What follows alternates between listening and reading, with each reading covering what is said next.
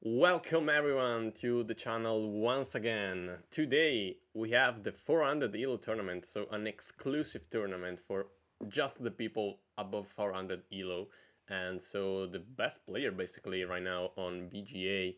And today I have another special guest with me, and is none other than Runefolk. Hi Yeah. Runefolk. Hello, hello. I've already scouted the player list a bit, and I've seen there are some players below 400 elo, so I'd say banned, but unfortunately, it seems like they had 400 elo at some point while registering. Just played after since, and yeah. But Yeah, I'm like glad to be here. Thanks for the invite, and yeah, we'll get to enjoy some games. Yep, and yeah, there is some people under 400 elo right now, but it's just because like you can check in with 400 elo, get your role above of being a player above 400 elo, and then you can drop. Just because like this way people can still like try out some decks and stuff like that, and Yeah. test some new decks, new weird decks, and maybe if they lose some games, they can go below 400. But all of these people were 400 plus elo when registered, so they are all strong people right now. Right now, and yeah, we can see the list. There are a lot of 500 elo plus players, so like basically almost like the top 50 or maybe top 80 in the world on BJ right now. Yeah. Um, And you also have and this is the first week. You now want to make this a weekly event, right? No, this is not a weekly event. Oh, okay, It will okay, be okay. a monthly event, basically, Okay, I most see. of the time. Just Oh, and because it's you a just little have the bit wall of... more exclusive and it's not easy to gather I all see, the yeah. player together in one date. In fact, like So, we are a little bit unlucky because like there were 48 people, I believe, that registered for the tournament, but a lot of people need to like drop yeah. off for other problems at home or But I stuff think we're like that. already into round one, right? Yes, we are in We, we, round we- we're one. missing the action here. Yeah, we need to get some action going. So, do you want to pick the first players that we can spectate? Yeah, I have to pick our first Shadow Roscat, right? Table 9. Roscat, already Roscat. Yeah, we can. sure. Why not? I usually bring bad luck to Roscat, so we can. Yeah. I'm good luck to Roscat. Yeah, Okay, I okay, can feel it. okay. We can balance it basically. Yeah, yeah, exactly. No, I'm And it weak. seems to be Okay. Tasia again. Yeah, So not even the correct faction. Kojo against Nevenka. And 2-0 start here for Roscat, so bad luck, I'd say. It's looking at like good luck so far.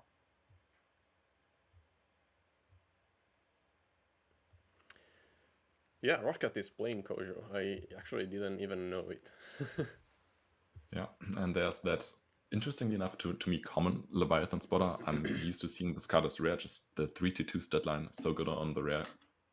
It kind of makes you not even need the draw of the second play, but the draw, of course, is still super nice. Yep. And the Nevenka start with the Parliament of Ashes into a Capella training is nice, but of course you're giving up a lot of tempo here. Yes. And I was forgetting the music, obviously. Now there is the music. Even more spells here from the Nevenka, so I feel like we're gonna see some Daedalus uniques that are just gonna bounce all of the spells back. And yeah, this Yeah, usually Nevenka is a scary deck, but when he has the engine running, especially if you are running like the bounce unique, it's incredible. I've yeah. played myself, so I know it. Oh, reveals a Yeti here. A Yeti It's the unique. ramping, and okay, yeah. It's a ramping Yeti. Why not? Oh, and technically this gives you two... can give you up to 3 ramps on a single card. Okay, the Yep. Yeti just disappeared on my screen. Perfect. I've disappeared, or the card has disappeared? No, the card has disappeared. Okay, okay. just BJ handling the spotter is still a bit buggy, but it's fine. Let me do See the some... first bounce unique from the Nevenka, but it's not one of the roller die to return, it's just a Flamel. Let me sponsor the live stream on some places, if I can find. And another Roscat is going up even one more expedition here with that Trailblazer that we don't get to see too often, beating out the stats from the Flamel even with the extra boost from the Nevenka. And yeah, 3 expeditions ahead. Yeah, I don't know why, but like my game froze like basically every action. Is incredible. Oh, yeah. I need to stay in alert just to refresh the page. Oh yeah. It happens like a lot yesterday. I'm just doing a podcast here at this point. That's fine. Yeah, that's fine. A frozen screen. Yeah. You get to listen to me podcasting a game of Altered. that also happens sometimes on the A-World stream when I'm supposed to switch scenes and just forget it, and then you have to stare at the cameras, and there's no game actually to play. Display yeah, there is no playing. That's yeah. Podcasts of Altered games are great. And we see another unique. So there are 2 uniques, I believe, in hand for Roscat, and just played out a Smoldering Djinn. Yep. That when it leaves, puts the top card of the deck into mana. Yeah. And then also just puts out some boosts if you pass first, which seems to be the case here. Yeah, it seems like a sort of like soul build, but with Kojo. Yeah, that is true. And just checked out what I have on my table, and yeah, now laid back down, back down, and staring at me. Yeah, just go sleep. There's nothing on the table. Oh, has a Fire Rabbit trying to go for another double advance here potentially, but of course Nevenka still has the ability plus 2 mana left to play anything that gets 1 mountain stat plus the Nevenka boost, so should most of the times just be a 1-for-1, but maybe there's nothing left for the Nevenka but 5 cards in hand. That's an acapella training. Oh yeah, I think the acapella training was returned, so it could be another 2-0 here or 2-for-1. Yeah, it's a problem about like it's a problem for the Lyra decks. Like some decks are running super fast, and it's difficult to keep up with those decks. Yeah. Especially because I think like he can give boost, so not easy. Yeah. That Flamel having the Martingale rare effect is super nice, but unfortunately still not rolling 5s or 6s, so Flamel is gone now. And 5-0 lead currently for the Kojo player, so Kojo's out of cards, but how many cards do you actually need when you have 5 expeditions ahead? Yeah. Exactly. Nevenka not getting any moves. Crazy to see. But does have the card advantage here now, and that's the strength now that the Nevenka has to play off. But that reserve also... Every card you now play kind of feels like you have to discard down from reserve as well, so don't really get to play too many cards. You're probably also running low on cards soon, but keeps after you and keeps drawing cards with magic training. That's at least working in Nevenka's favor here. Ooh, Bounce are probably getting rid of the acapella training here, so Kojo can actually play with the cards they got in hand and then in their reserve. A lot of magical trainings. Yeah. If you don't get characters, you draw cards. Another Flamel. Oh, and another Martingale effect on their Flamel. That is pretty sweet, but... Yeah, like this build, I feel like it's an aggro build where you want to have like Charter Anchored and stuff like that. But against this Kojo that is like going super fast. It's not easy to keep up. Yeah. And now also the rage just giving fleeting to your own bouncer. Yeah. Not expected, but it's threatening another double advance here. But no, the Scepter Ender comes in, steals the boost, and that should be now threatening a 1-0, but of course there's still 2 mana left for the Kojo. Probably can just play anything into Companion side, but no, passes, and yeah. 1-0 for Nevenka. Can still go for anchoring the Flamel, maybe. Misses again. Unfortunate. These martingale effects are not working out as intended so far. Didn't roll a 1 or a 5, so you actually get a benefit of that martingale effect. So yeah.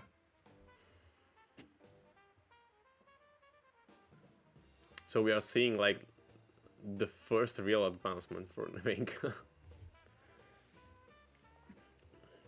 Usually Bravos in these moments are like incredible to pick up the draw cards. Like every time I play against a Bravos deck, like they have one card in hand and they start drawing like Mighty Jin, Heaven's Ringer. Yeah. It was like, Yeah, they can draw a lot of cards, but Ross got too low on cards that he can't even mana this turn it seems, and is down now mana into the Nevenka, so that's kind of starting to be a scary territory here for the Kojo. Yeah. You just need 2 advances while your opponent needs so much more, and I think just because of that you're already so favored in this game. Place the 3-cost Flamel that now you don't really even threaten to overtake the Companion side just with an Nevenka boost. And you're now also facing the Trace on the other side. But once again, cards that are just not drawing cards and putting the Kojo even down on resources.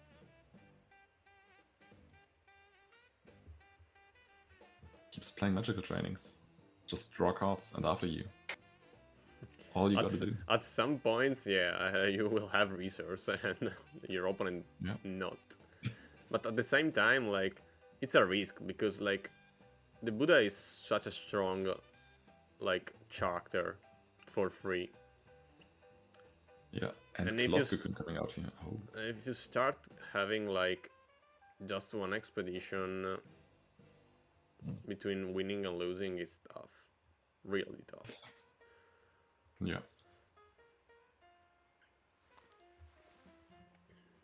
No anchor. Unlucky. Some pets right now. I'm a bit distracted now. Demanding the pets.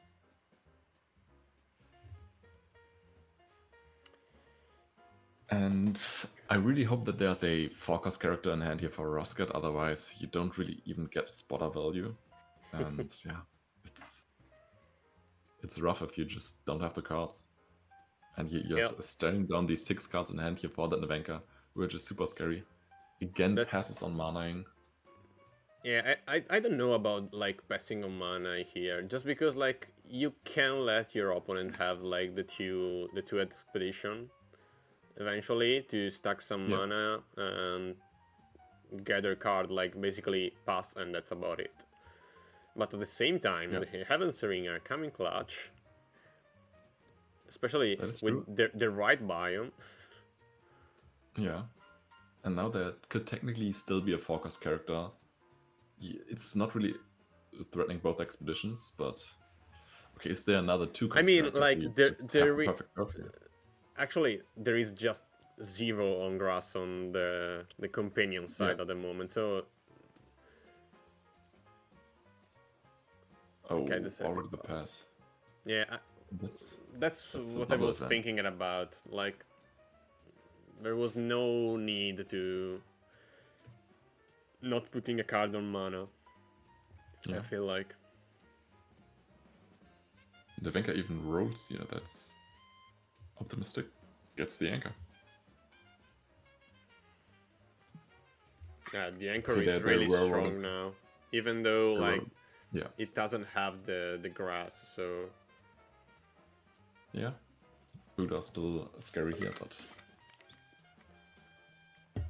what do you now actually keep here for Kojo's side? You probably keep the Skadi too. Well, limiting the Nevenka kind of feels useless, so you might just go for the double 2 costs. Yeah. You need to be on. No, you don't need the biome. I feel like you will decide to keep like the grass powerful cards. Yeah. At this point, you costs just are also need to pretty have sweet, the single advancement. You don't care about everything else. Yeah. But still 2 mana down and so many cards here left for Nevenka. It's still definitely very, very scary to play here. Does he have the card to reveal? How's Hunger? That's pretty good. If you don't get 2 out here, I feel like Hunger could technically beat out next turn, but yeah, Hunger is kind of dead in this matchup. I don't feel like it's really that worth it. Is it? There aren't that many cards that can actually remove it, or yeah, there is the. But you can lose basically to a Tinkle Tinkle. X marks the spot. True, yeah, Twinkle Twinkle. Yeah, I forgot about that card. I was thinking about X marks the spot, and yeah, Twinkle Twinkle definitely much better into the Hunger. Yeah. You can basically Twinkle Twinkle and just spray Martingale, and you win the expedition. That is true. No, it's a matter of if Nevenka is able to have 5 on grass, basically. Yeah. I mean, it does have another Off You Go. Oh, I'm surprised not even splitting the stats with the Fire Rabbit, but yeah, you basically are just saying, well, you have to play anything into the companions, into the hero side anyway, and anything you will play will beat out my Fire Rabbit, so I'm just gonna make it that little bit harder to beat I'm not sure about side. this boost, because I will have put it in the Buddha, just because you have the free on the grass. Yeah. Rather than 2. So you would have 4. So if he wants to go for another Off You Go, still needs 4 in grass, and it's not that easy to achieve. Yeah, that's true. And now, if that's the Off You Go, it is pretty obvious. And yeah, you could say I'm baiting my opponent to already play the Off You Go, but they can just delay the Off You Go until the coach has passed, and then remove the 4 grass stats that the Sarengar has. Yeah, but at the same time, you still need to put the stats. So no, Roscat is passing. So I'm curious to see why it didn't put the Fire Rabbit on the hero side. This should be another 2-0. I think get off, you go back. That his previous turn was the one that hurt him more. Just because he lose another card, he didn't put nothing in mana, so it could have been handled better, let's say that. But he's not really that used to play Bravos decks, so I feel like he's probably trying new stuff. There's the boost on that Snowball Commando. Oh, this isn't the Nancy effect that we will see probably. Yeah. And that's... There were a lot of different ways, it seems, for Nevenka to double advance here. I'm not sure this is the most card efficient one, but... I mean, you can have the Off You Go for the next turn eventually, or then Magical Training. Yeah. You can have both. You get Hatha plus Incast return still. Right. So yeah, still very comfortable position here for the Nevenka. It's kind of feels like Kojo has to Hunger here next turn, but then yeah, you're pretty much dead to the Twinkle Twinkle. Like we know that in hand there is like a Magical Training, probably an Off You Go. But at the same time, for Kojo is like a prayer, because you need to like put a card on mana and like just drop the Hunger, but it's not that worth it, basically. And the Hunger doesn't even have the most stats.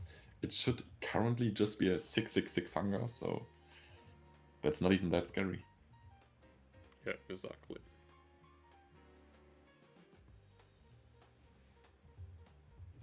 It's a 7/7 hunger, but still, it's not really threatening too much. And yeah, just having 2 mana up into a Kojo. Yeah, and with 5 cards in hands and with an off you go especially. Yeah. I don't know, maybe if I was Roscat I would have loved to, in the turn that where he lose the first 2-0, I would probably have just played nothing. Like basically put a card in mana and pass without nothing on the field. Potentially. Rengar's pretty good here, but Venka has 8 mana left. Can you really beat that? Yeah. It's tricky. The early game looked convincing for the Kojo, but eventually just the acapella training was enough to run the Kojo pretty much out of cards for the rest of the game. Put him down on mana, and you can't really play the game after, but maybe Stronger plus Mighty Djinn is enough here to get a 1-for-1. Just have to hope. And there's Beauty Sleep. A Twinkle Twinkle. And that should be game. Yeah, I think this is GG. You Twinkle again, you play Incaster, and that game.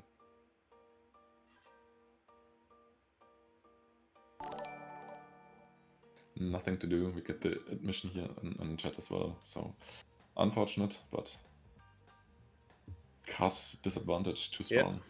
Okay. Well played by Navenka because it wasn't easy to handle the stress of being like a billion expedition behind. That is true. That is very true. Being 5 expeditions down. I think we can see this match because like it's the most hi. Hey Zerano, how's it going? Hello. Table 10. Yeah, you're talking about Yo and against Laura. Oh, a Mirror fan. Wow. Oh, this is intense. This is seems really like a double intense. advance for bottom fan here.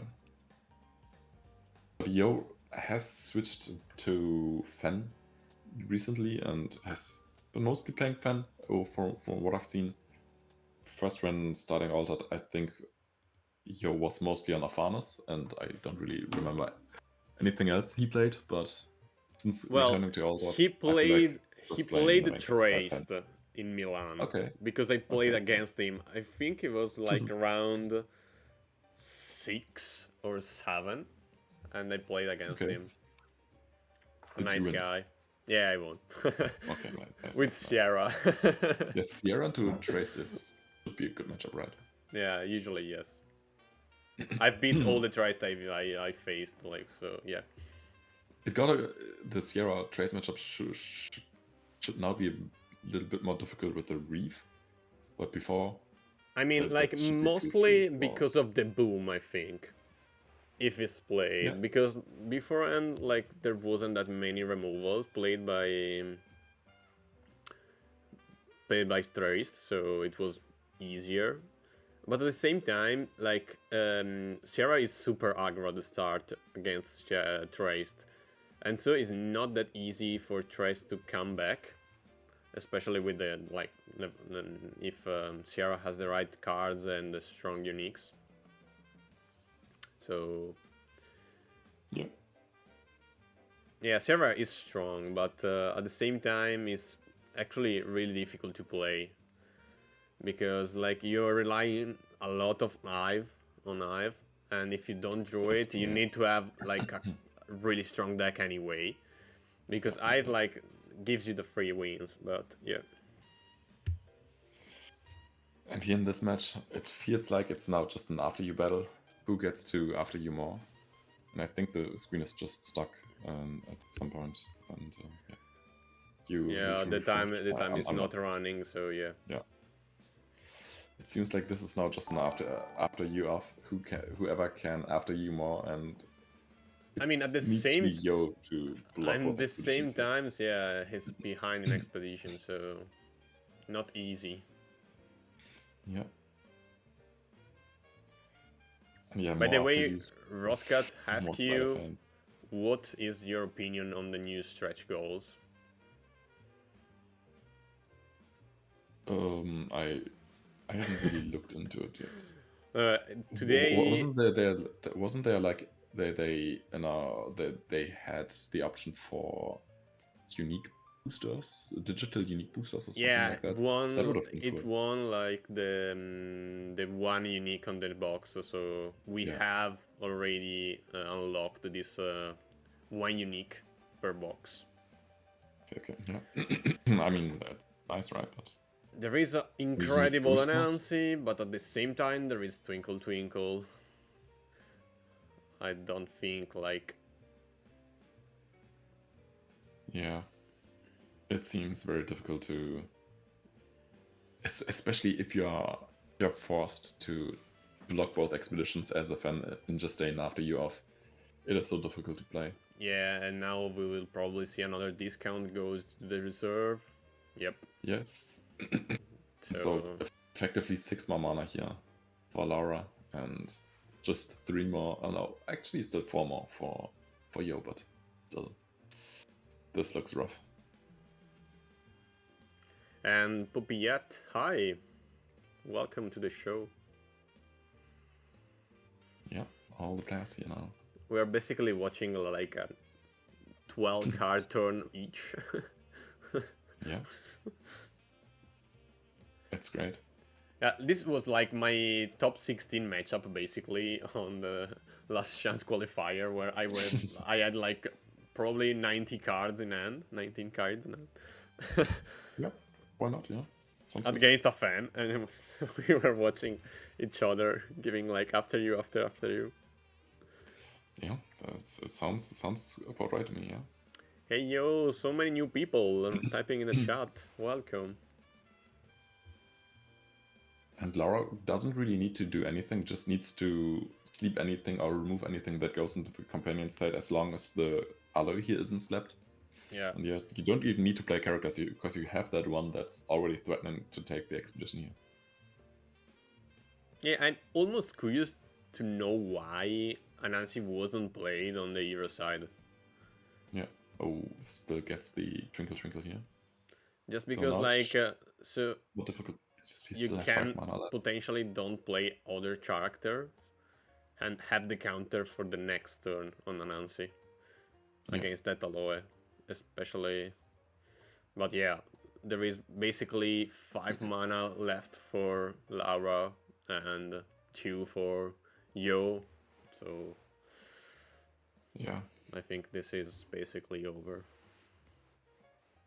Another character just played into hero side, so Yep. it should. I think you can technically get one more Twinkle Twinkle onto onto the Magpang, but you see the double discount that can just Oh, this is a but yeah, strong card. it's still just getting Twinkle Twinkled. Oh, this card is insane. Oh my god. Yeah, it's kind of crazy. Just yeah. And there Kill is a 2. subdue end. Subdue end. Coming. Yeah. Of course. Of course. Of course, there is the subdue end. That's a sweet navigator. This is in the mirror match is like insane. Yeah. Especially with these mini cards.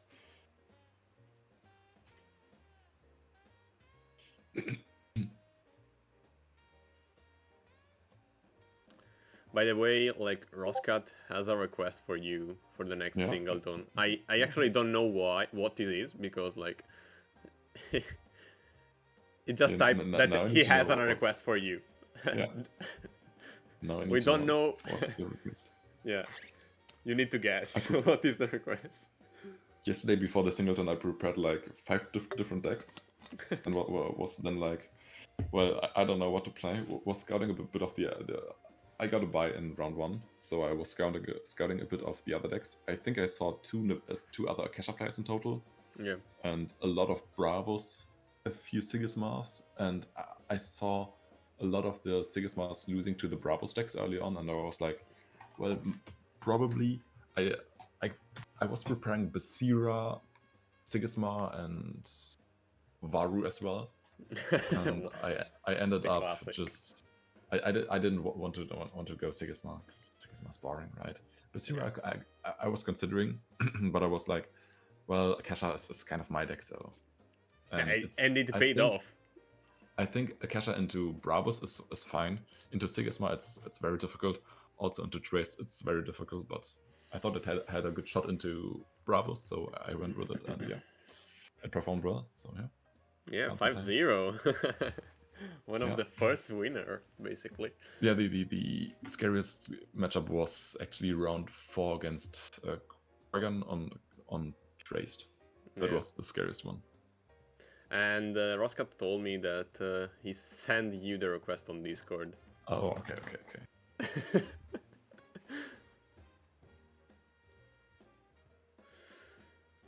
What should we...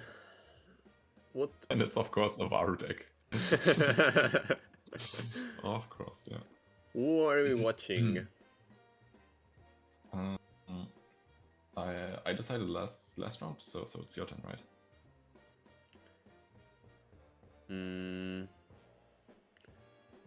We can go for... Oh, this is a good matchup. We can see this matchup, I think.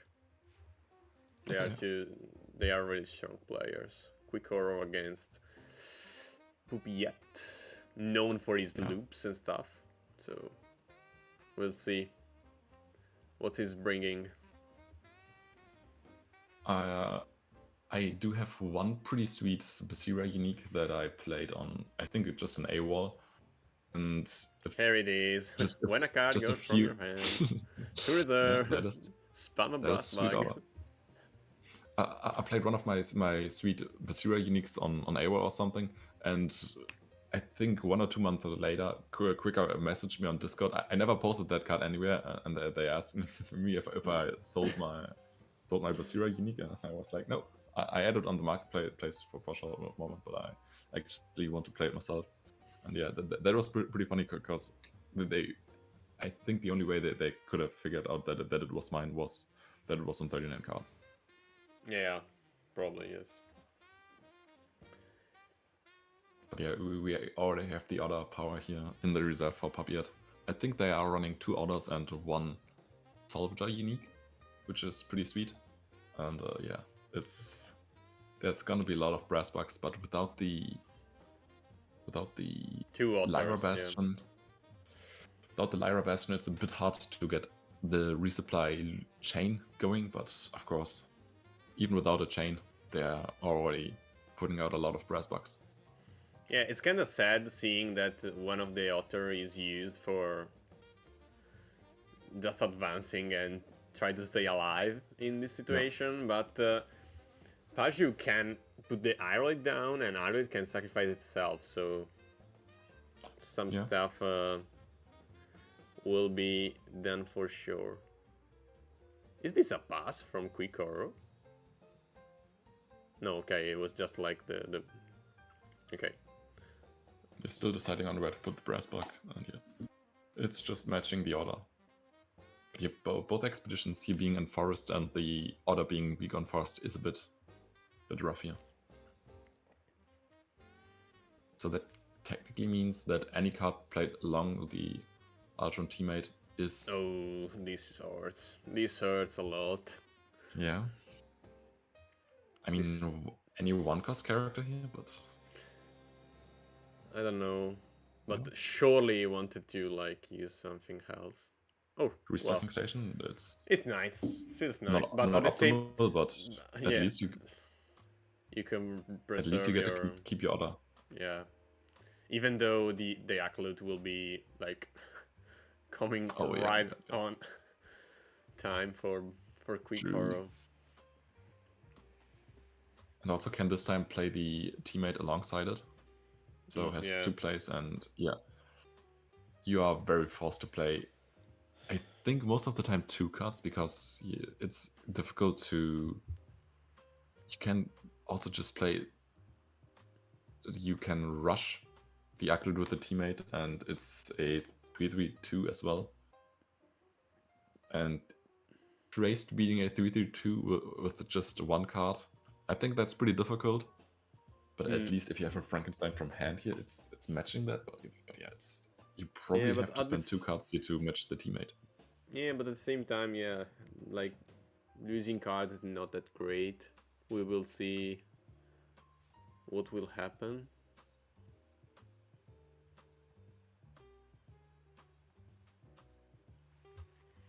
And 1-1 up also for the Basira. And yeah, I think this usually is a Basira favored matchup just because I think there are by now a lot of cards that favor the Basira. There's the Aklut that has been around for a while, and there's now also Suha and also the Cuckoo that are both pretty good into Traced.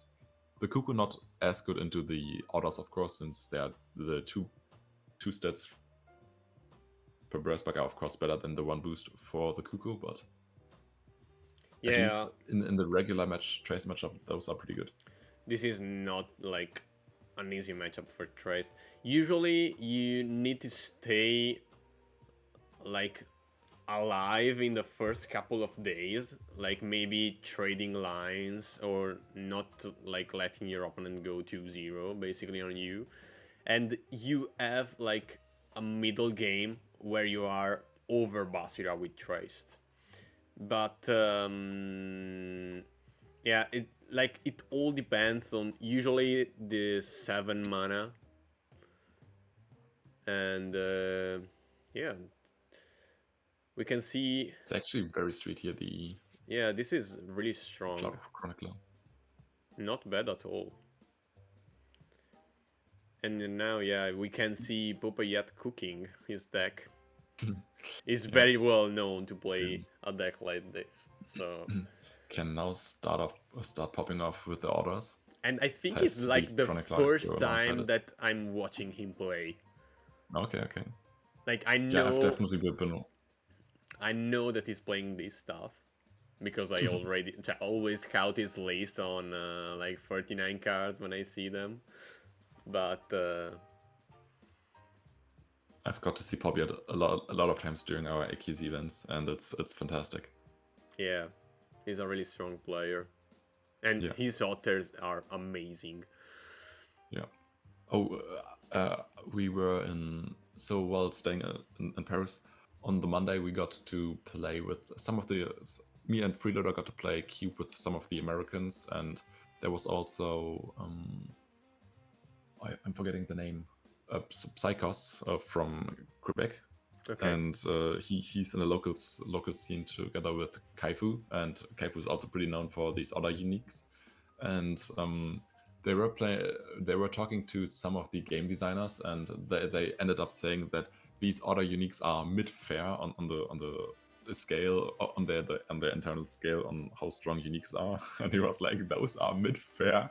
he was losing it over that, and that's pretty funny. And the resupply chain seems to be starting off here, but Gibble isn't really getting a resupply as well. It's just a draw off the depot, but drawing cards is still good. Yes, that's for sure. Now it's time to get a 2-0 back here for Poppyet. Yeah, that's what I was saying. Like, when you have 6 to 7 mana, usually you can recover with Traced against Basira. If you have the right cards, obviously, because like it's not always the case. This is a bit unfortunate as a resupply, but these uniques works perfectly with the Traced effect. So yeah, I have one of these two, but mine just spawns in the hero expedition, so it's way weaker. But at the same time, from end just costs 2, and he have like I believe 2 free as stats, so it's also big.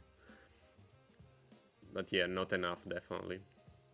And Suhan now looking to sabotage the order once it hits the reserve. That is pretty good for Basira, but there are definitely more orders in the deck here for Poppyet, or at least one more.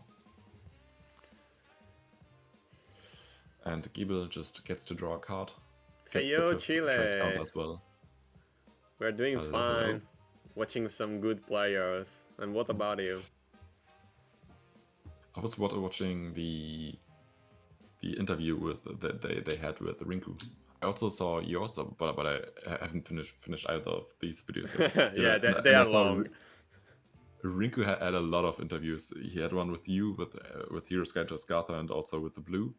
So yeah, and I think also with the blog team. So that they had a blog post. Yeah, Rinku got to talk to a lot of people around the outlet scene. Yeah, but, well, he's a busy man now that he's a world champion. Yeah, that is true. You gotta leave it with it. Oh, some smart working. I need your link for the video. Well, I can put it on the chat. Let give me a second. Oh, here's a chance that Basira can block the double advance. Oh, it seems like game got stuck for Trigger as well. Just reload the page. There's a chance for Fire Rabbit into boosting Suha, and that blocks the hero side from advancing, and that's exactly what's happening here. Basira tries holding on to the advantage that they have, but of course, it is still difficult when there are more orders found by this Trace player or by Popiet. Yep. And yeah, the order is gone once Suha and the order hit the reserve. Ooh, and the other But author. just like resupply that. a different one. There is a Just no resupply a way. different one. There is a no way coming in the chat between the two. Well, yeah, that is pretty funny. And this one, I'm not sure. To me, yeah, it's losing one mountain set, but just having a reserve ability, to me, this order's better, right? But they are so similar otherwise.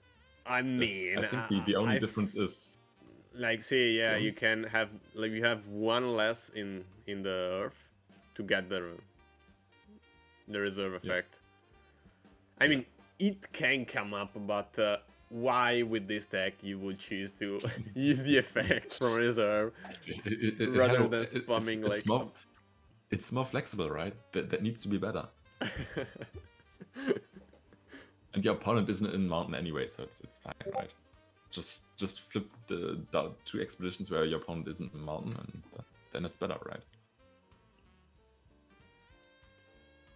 Against combo decks, it happens. Yeah, I was like, yeah, true.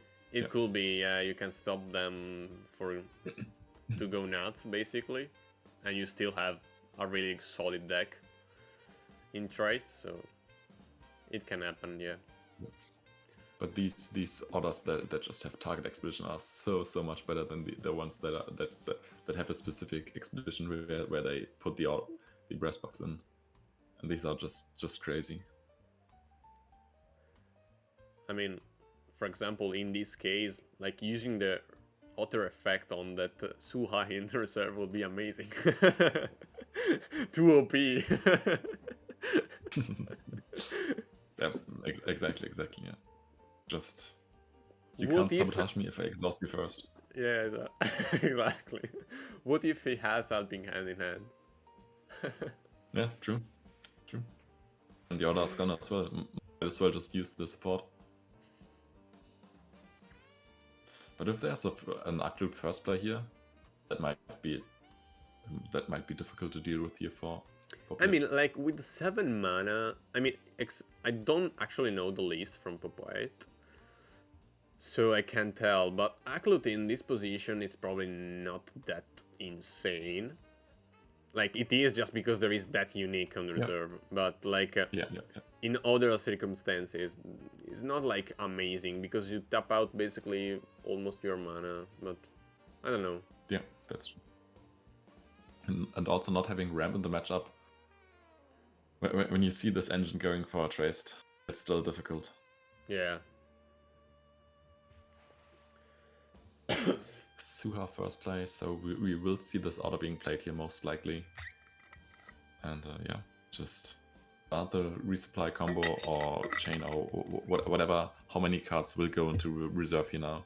I mean, now there is a dual of great possibility, because Suha is actually a free cost. True, yeah. Oh, goes for the Lyra Bastion first. Interesting. Yeah, basically, Both resupplies don't look the greatest. yeah, maybe he's expecting not to see an Aklut or something like that. Now an Aklut will be super strong, probably.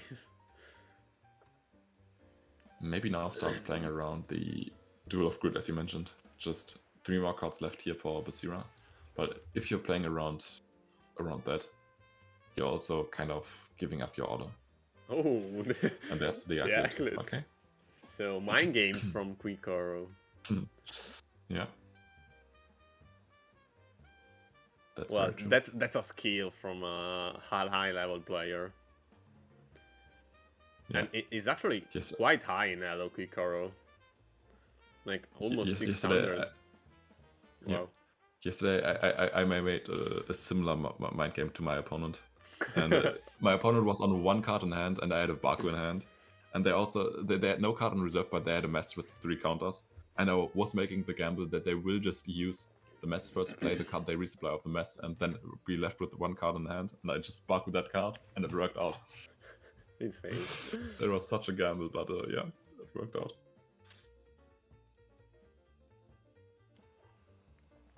Yeah, sometimes it's be like that, so you need to. Yeah. And still the Basira ability left, because you're not really scared of your opponent playing the Lyra Bastion again. So yeah, can still threaten to exhaust 1 more card once the Tiny Jin is played here. And yeah. But there should definitely be ways for Popiat here to still trade 1 for 1. Even though you're giving the Basira another turn and another advance. But I think you're just not too worried about giving 3 more expeditions over to lose the game. Yeah, and after this round, I will probably take a second just to ban a faction for the Alter Team League that is starting next week. Okay, yeah. This time around, we will have 15 teams, so a lot of teams across Europe. It will be really interesting. Which team are you playing against? Which team are you playing against first? Well, there is 2 at teams. There will be the AJT team. There will be the BWAT team. I don't know how to pronounce it. BWAT. Yeah. And the Belgian team, yeah, the Belgian team. There is some other teams from Spain, other from Italy, including the Ant team of Vittorio, the finalist of the World Champion. So plenty of teams from Italy and Spain. Yeah. But yeah, it will be interesting.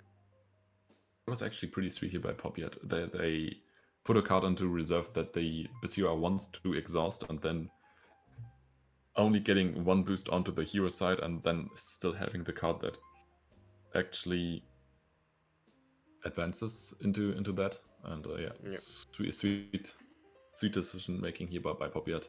Still getting the 1 for 1. Otherwise, probably would have went down another expedition here. But yeah, that was pretty sweet. Yeah, but it's still a tough position, yeah.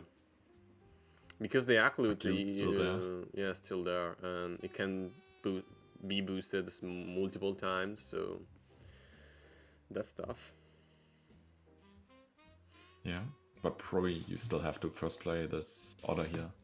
Still gets the brass buck, and there's no immediate Duel of Grid that can hit this, so at least you have that going for you. Yes, Popiat. And also, if this Basira doesn't find the perfect hand here, it feels like you just can't deal with all the orders going on here. Yeah, maybe an anger in this time frame will be insane. True, yeah. An anger healer basically win on the spot, I think. Hunger to rage.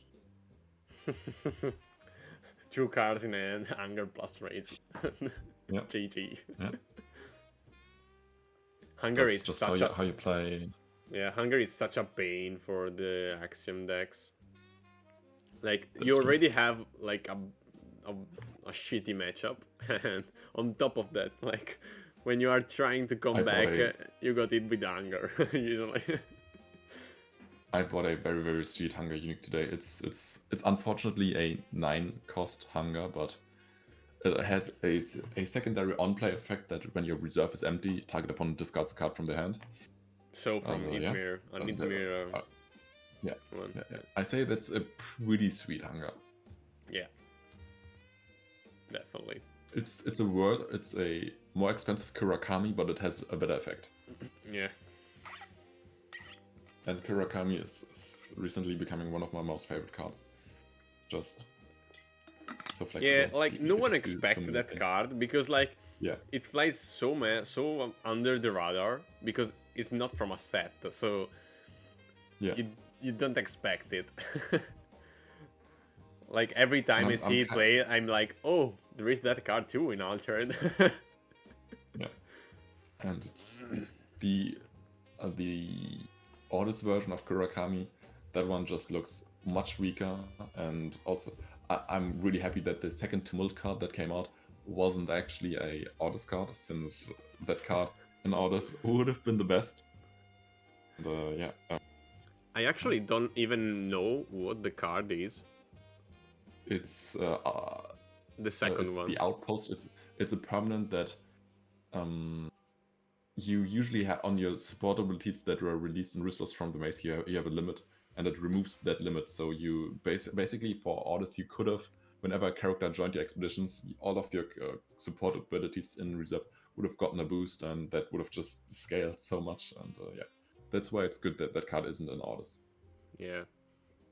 It's now in I think it's Bravos and Muna and Bravos, yeah. yeah. Or it might be no, it's Hello. Muna.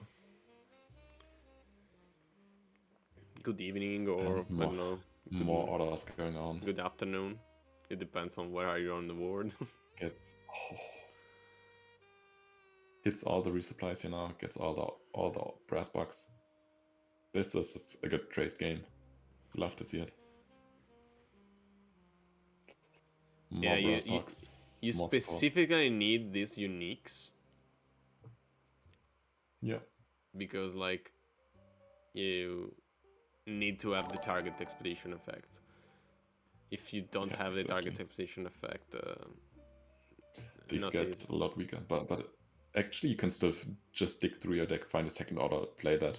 But of course, then especially into these decks, you still get just exhausted or sabotaged, or before you can play the second one. So yeah. Finally, the support chain stops, but resupply, you still can.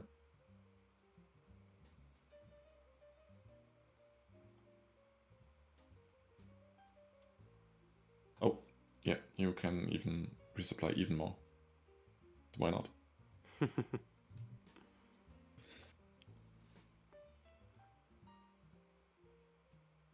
That's a brick. Oh no. 2 Lyra Bastions. Oh no. You don't like to see it. The resupply train has stopped. That's unfortunate, as I don't already had like 14 billion Baras bag on the field. Exactly. Just play rare Twinkle Twinkle here. It's rare infection, so the Lyra rare Twinkle Twinkle, just sleep 1 expedition, it's fine. It's a card that exists, right? Yeah, like counting sheep for Bravos. Oh yeah. Why not? True. Yeah, that works too. This restocking station is such a strong addition to the action decks. Yeah. Especially Traced. Yeah. Like, we saw the first otter on the first play of the game, and there is an otter still on the field. And we have 8 mana. So, it's the 6th day of the game where there is an otter on the field, basically. Incredible. Yeah, restocking station. It's this losing fleeting mechanic for Axiom is. I feel like Sabash can use it, or it's supporting Sabash a bit more because Sabash usually struggles on card advantage, and for Trace it's just for Trace you're not getting more cards available. It's just the quality of cards that you maintain, and therefore you oftentimes just keep better cards in reserve than you would otherwise have. And for Subhash, it's often the case where you actually get to keep cards where you usually wouldn't have to keep another card. And yeah, it's just a fantastic card in Axiom. And also, I'm a bit surprised that Bravos isn't really making.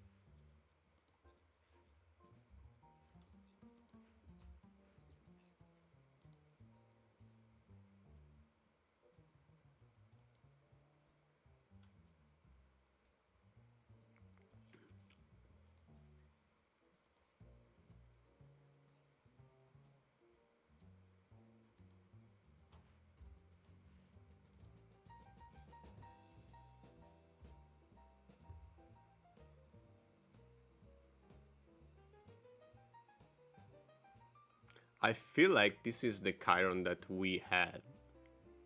Like, because Quikoro... What I've done to the page? No, what happened?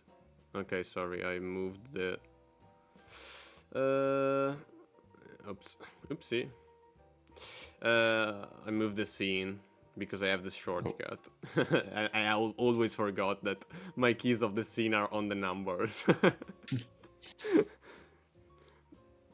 And yeah, because Quikoron like bought from Giacomozu some of his uniques, so yeah, they are incredibly strong. So, and in fact, like he reached this level, especially also to the uniques because they are really strong. He's a super strong player as well, but both the things combined make it like the perfect thing. I have a similar Ozma, but that's just drawing when going to reserve from the expedition zone, so it's a bit worse, but otherwise pretty much doing the same. But yeah, these multi-boosters plus draws, they are crazy. And I think isn't Quikoro also one that played Foundry Armorers? Or was that someone else? Hey yo, bravo, Sutter. He will be on this channel as well next week, so... You're getting all the... Yeah, all the casters. That's cool. In rotation. That's awesome. Yep. He will be here for the first day of the Alternative League. Oh, nice. No, we are just commentating at the moment, this tournament at least. If I'm participating as well, I won't be commentating because I have one brain cell and it can focus on one thing only. So yeah. Yes. 2-0 from... And there is the other Otter that make all the way around this deck. Yeah, just this looping mechanic in Altered, I love it. Some players that aren't playing resupply chains or aren't playing draw your entire deck games, deck type of decks. Yeah, because in other games, they might not like it. In other games, you lose the game if you run out of the deck. For example, in Yu-Gi-Oh is like that. And there are some deck that use that mechanics for their advantage. So make like the opponent draw their deck or discard their deck, and they lose when it's their turn. I mean, you can technically also make your opponent run out of deck, but it's then just manaing all your opponent's cards in the deck. I mean... And that definitely works, and I've seen people try it, and it's also possible in multiple factions. So it's not just a Muna or Bravos thing, both can do it. Like Aja looping. Yeah, exactly. We need to find like a one card that can make both... No, it's not even both players, like just one player needs to ramp. The other players need to ramp, because if you ramp as well, you may have the same problem too. And there's a funny combo with sustenance.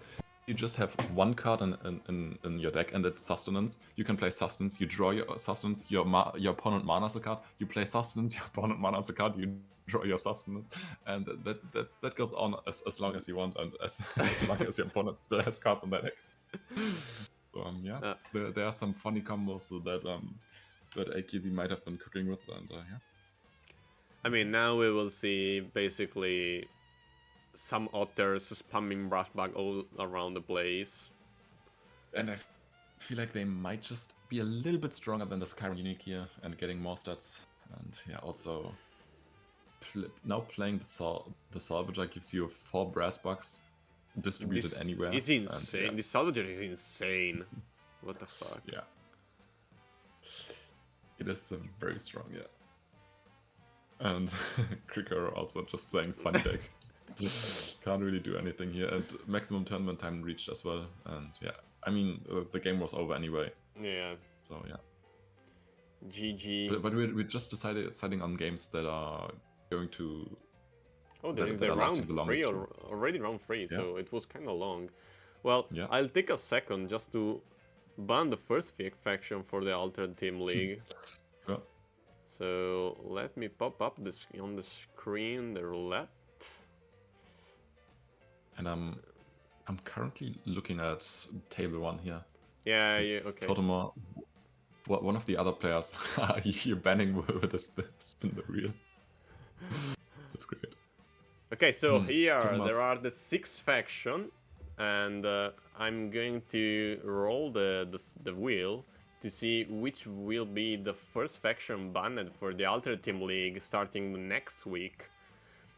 And yeah, we will have all the faction banned across the tournament. So none of the teams then can play that faction? Exactly, like it will be banned for everyone, so... Yeah. Oh, okay. I also kept begging for Ordis. Please. Let's roll. I know Roscat as a Sigisma player. Yeah. Isn't Roscat a Sigisma player? And probably... almost Ordis. And it's Ordis. For like a 1% maybe on the wheel. You didn't see it, but yeah. Basically is Ordis for like 1 inch. And I'm free this week. Yeah, he doesn't need to play. Perfect, so Ordis will be the first faction banned. And you nice. told me that you are watching the first player, right? Like table 1. Yeah, Totoma, also one of the players that made it through the LCQ and then still managed to qualify for Worlds, for World Stage. And yeah, I think managed to qualify with Sigisma, which is the deck we're seeing right here in a very, very exciting Sigisma mirror. Oh, nice. It's a Sigisma mirror, right? Like we see the powerful of Sigisma going second because Totomate was able to have the 2-on-0 and it's really tough. Like in the Sigisma mirror, you don't want to start realistically. And I already have to start criticizing uniques. Yeah, this Alchemist. Yeah, it is a token generator, but why doesn't it have a draw attached to it? Just be token generator and draw cards. I don't see the issue with that. So yeah. Yeah, this is basically season 1 unique. Like, where are the others? Yeah, exactly. You need to update the deck. But a token spawner with a 1 cost is insane. Yeah, that is true. That is still very true. And in a starting end is insane as well. And if there's still just another 2-0 here for Totoma. There's that 2-0. It is crazy. It can be really quick. This game can handle real quick. And not even earlier we've already seen a 5-0 start for a Kojo, but the problem for the Kojo was they also were losing a lot of cards here, and Totoma's just down 1 card in reserve over the other Sigisma, so for Expedition lead, with just being down one card. Basically half a card. Yeah, you're pretty much in a fine spot. I thought that they just passed their manaing, but no, still mana to card team. Yeah, and also the bubble beat can be good, but at the same time really bad. For example, if there is a removal right now, it's like insane. Yeah. Just teamwork training it already. Oh, Mouth Collision. We call it. That also works. But Mouth Collision is another card that's directly discarding itself, so you're losing even more card advantage here. Yeah, but at the same time, you don't have your opponent have the cards on the field. Yeah, he's already calling GG. So an incredible quick game. But I feel like here right now, Totoma has to play a card from hand. If they play from reserve, they are so stuck with no cards. And if you play the card here from hand, you still have 2 cards next turn from reserve, plus whatever you have in reserve you draw. So that's a much better spot than playing the second half of the Ascended Trooper here.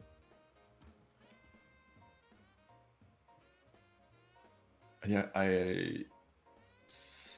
I've just today realized that actually Rinko had the Moth Collision rare in his Sigismar deck, and then I checked how many other players in the world stage had Moth Collision and Sigismar, and I went down the list of all the top 16 players, I believe it was, and only saw Trickster playing that card as well.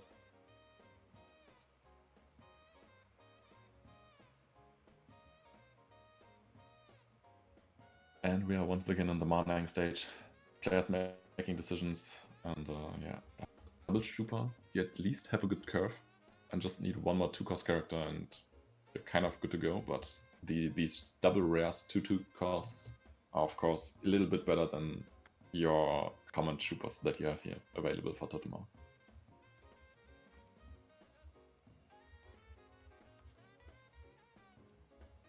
Yeah, actually, you could technically just deck your Ascended Troopers into the same expedition, and your opponent kind of has to match that. So the value is lost a little bit, I'd say, but yeah. Both troopers going companion side, trading into the Ascended Trooper rare. And here we see, that's a token generator I like to see, but now even more criticizing, why is it a 4-cost? No, why not a 2-cost? It's possible, right? Yeah. And Like, also literally, token generator when you spend 4 mana also, to draw a card, and I'm spending 2 and draw a card as well. and you also need a landmark for it to be a token generator. Yeah, there are better uniques. Thank you, Solomors, for Definitely. the what's it called? A subscription in English. I actually don't remember. Much appreciated. Thank Perfect. you. And yeah,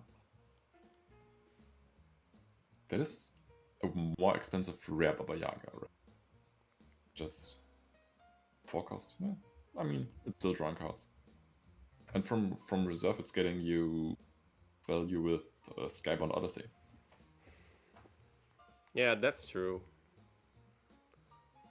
But even I like, think a lot of the by the way, like it needs the landmark of the token spawner ability. So maybe it's like a unique both for the future set, maybe, and you decide to play it. maybe, yeah. I don't know. I'm surprised to see Actually like got a unique like that. It's good, but like not the best one in the world from a player that is 500 elo. Like yeah. you usually see better stuff.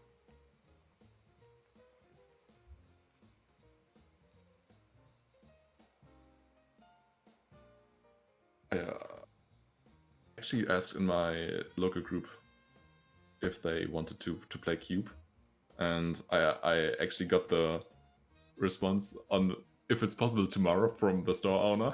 That is really funny. I have to check that out when we go to the next game or something. I would be down playing to Cube tomorrow. That would be great. And yeah, I have completely lost the point where we were, but Sigismar is winning into Sigismar. Nice, I see I'm being spaced when I'm getting crushed. Respect, no spaced. Where is spaced? What kind of word is spaced? Yeah. I mean, you're still a strong player. It happens. Like, he had yeah, like the perfect start, so don't be mad. Oh, and another Sandman. And the It's another Sandman double too. advance, right? Like, that hurts, but yeah. it is almost bullying right now. I'm sorry, I mean. The best part about Worlds, I think I mostly did it during during the LCQ and also I think the Saturday one, just criticizing the uniques from all the players at Worlds. That was the funniest part. And yeah, yeah, I just love doing that. But of course, they're still just amazing uniques. I just hope I can play the other unique I had for the mirror matchup. Yeah. Yeah. Basically, swapping Hello right now. But well, this was like a really quick in my game. But both players he played Moth Collision. That's interesting. I didn't really expect to see the card as much, but yeah, it's basically just you can remove everything for 3 cost. So it's a little bit more expensive than the teamwork training, but can just hit everything. So yeah. I think I we still can go to I see now need to Aragon or start. the Bravo Satyr. Okay, sure. I now need to start hating on the Moth Collision because I don't want to see it played against me. So yeah, Moth Collision is a bad card. You shouldn't play it. Yeah, it's We can trash. go to. We can see the Can go Bravo to Bravo Satyr or Satyr. Aragon. Sure. Well, we Bravo can Satyrs. see both. Maybe in the next round we will see Yeah. the other player. Yeah, sure. Just to share some love to the other casters. Oh, So and I feel like Atsadi Bravo's header. I feel like against Bravo's header is gonna be playing some Bravo's headers here. Yeah, there's one Bravo's header in the Discord. Being true to the name. That is very sweet. Yeah, no, I get it. Like I don't know why I really just space it. Like Oh. But yeah, Oh yeah, expectedly, yeah. I read it wrong. I'm tired. Well, a Valimon play on Kojo. Wow, that's a unique card to see on Kojo. yeah. I mean, maybe this list is inspired by Tempet and Pava, who played a Veilmon list on the world stage, and Yeah. both got top 16 at least, and I think got up to top 8, both of them. So Yeah, it's but probably with versus Atsadi, it's not that amazing. yeah, Atsadi is probably pretty good, pretty good in outsetting different coach builds that are Atsadi inspired, but you just have more mana than them, and yeah. And Atsadi also ahead already on expeditions and just forces Kojo to show all the cards that they want to play. 5 mana up this turn by now, and Kojo is also forced to make another play here. Oh, unique. Just gains a bunch of boosts. But boosts don't help you into hunger. Unfortunate. Yeah.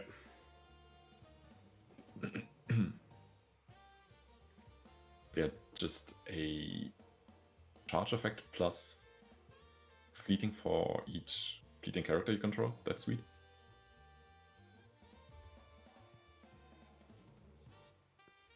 Another after you. Effectively, this can be a removal in some situation, and I think this is just flexing, yeah, because he has anger. It was just a flex to boost the gigantic. Yeah. And I feel like it will probably be a GG. Yeah, the raids do. Wow. Insane combos. Basically a triple rage play, 2 as after use. Oh yeah. And the Kaori intervention. Incredible. That's very sweet, yeah. Nice That's a good setup. job. And yeah, just hunger into rage, such a good, strong play. So rage is incredible. So Popeyet is behind, but probably like just because of the loops and stuff like that. We can go see them. It's actually 2 Italian playing.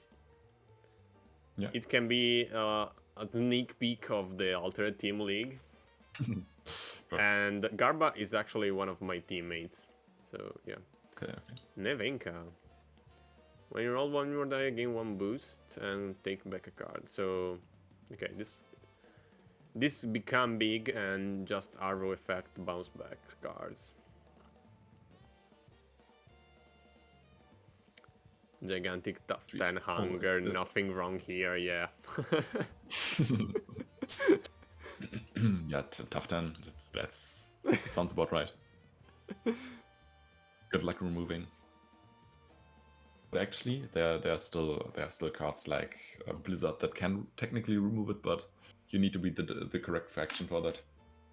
Yeah, especially if you have like 5 after you before the anger. Yeah.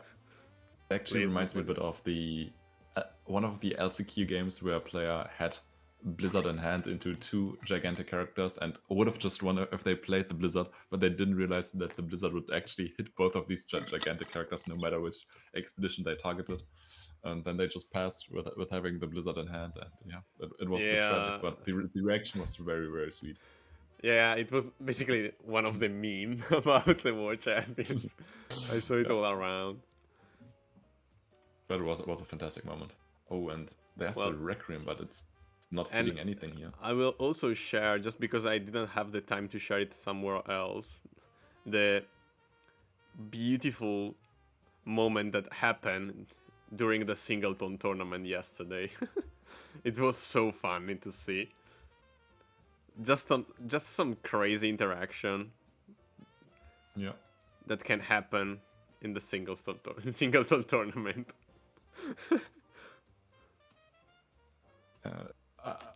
Basically, you have a player playing Hydra with 7 mana, and the other player, and this was after a Loki. So basically, both players with fresh hand, so nothing planned, and one plays Hydra for 7, and the other one used Defect and stole the Hydra. Like, insane.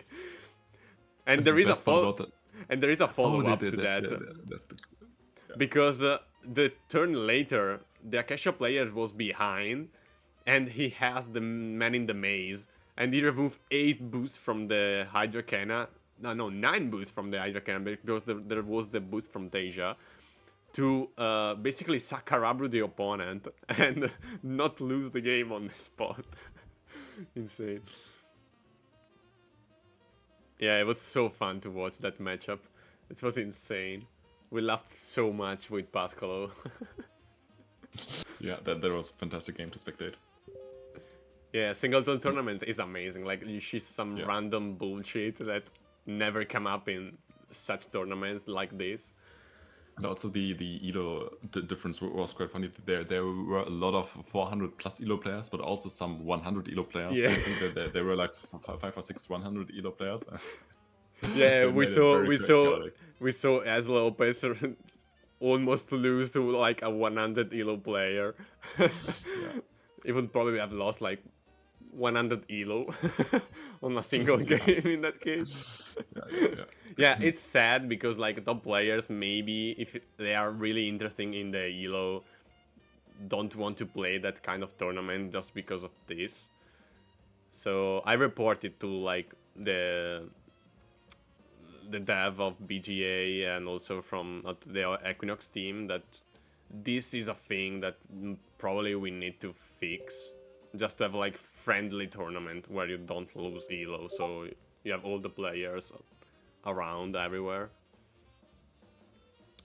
But yeah, you should definitely check it out, the Singleton tournament. Yeah. It's a lot of fun. Yeah, I can confirm. And I posted in my LGS like 2 hours ago if people were interested in my cube draft, and now the store owner pinged everyone on the server if they are free tomorrow at 1:30. Very funny. So the store owner is likes cube, it seems. So I hopefully, even if it's not tomorrow, I probably get to play some cube soon. That's gonna be exciting. Yeah, cube formats are good too, but yeah, this is like impossible to make in BoardGameArena, sadly. Yeah, unfortunately. There was something like a draft type of thing in Exalted, maybe? There was something like where you can play draft. I don't remember where. Maybe leading up to leading up to the Worlds, actually, I was asked by Stefano and Freeloader if I was down to help them practice for the 2v2 draft event. And then Stefano prepared something to basically draft with set 4 cards. And then we played the decks that we created on altered tables, I believe. And there you can actually play 2v2 and you can play any decks you want. Okay. So that Cool. was very exciting to play.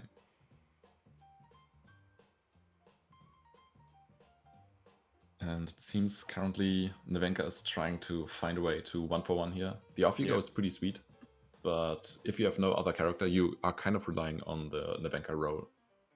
Are you technically yes, able if to you double don't advance have here? character, yes. Are you maybe able to double advance here if you have the correct? If you have a Hutter here, you can technically try to roll the correct die and potentially double advance. I mean, this gets double the boost, so...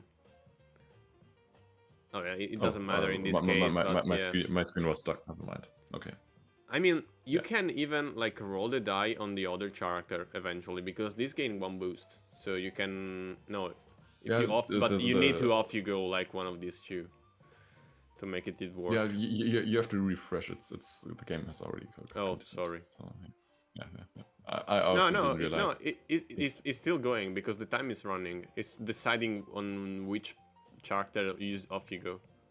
No, it's already continuing. It's not frozen. Okay, it's frozen. Yeah, perfect. Nice. Yeah. I saw the time running, so I thought it was even that's sometimes. Yeah, it freezes at random times sometimes. It's really awkward. It's really hard to tell when it actually freezes and when players are making a decision.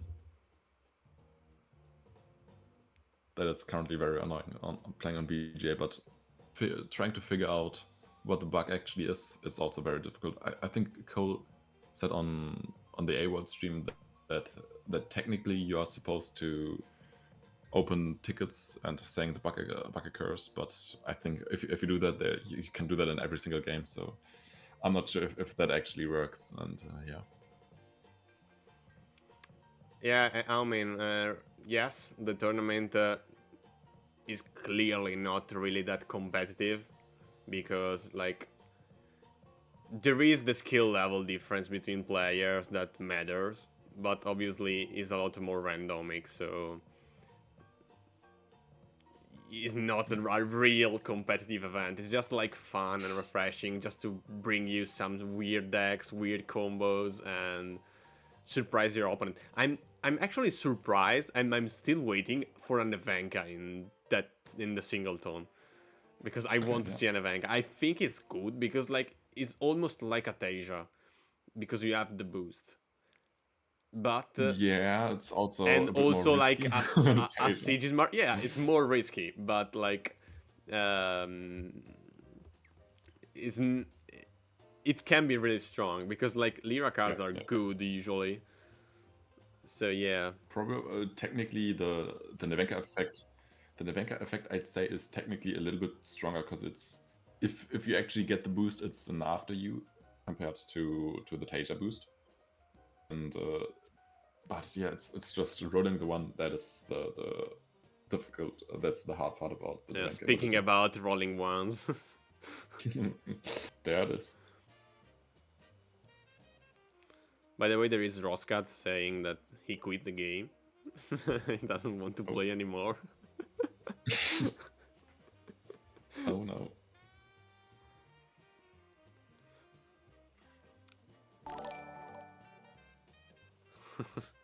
Now you make Altered great again. Yes, Alamos, yes. It will be great again. Not great? No, it's already great, yeah. It's make Altered even better again. True. Make players will join again. Wow, 2 moms. Thank you.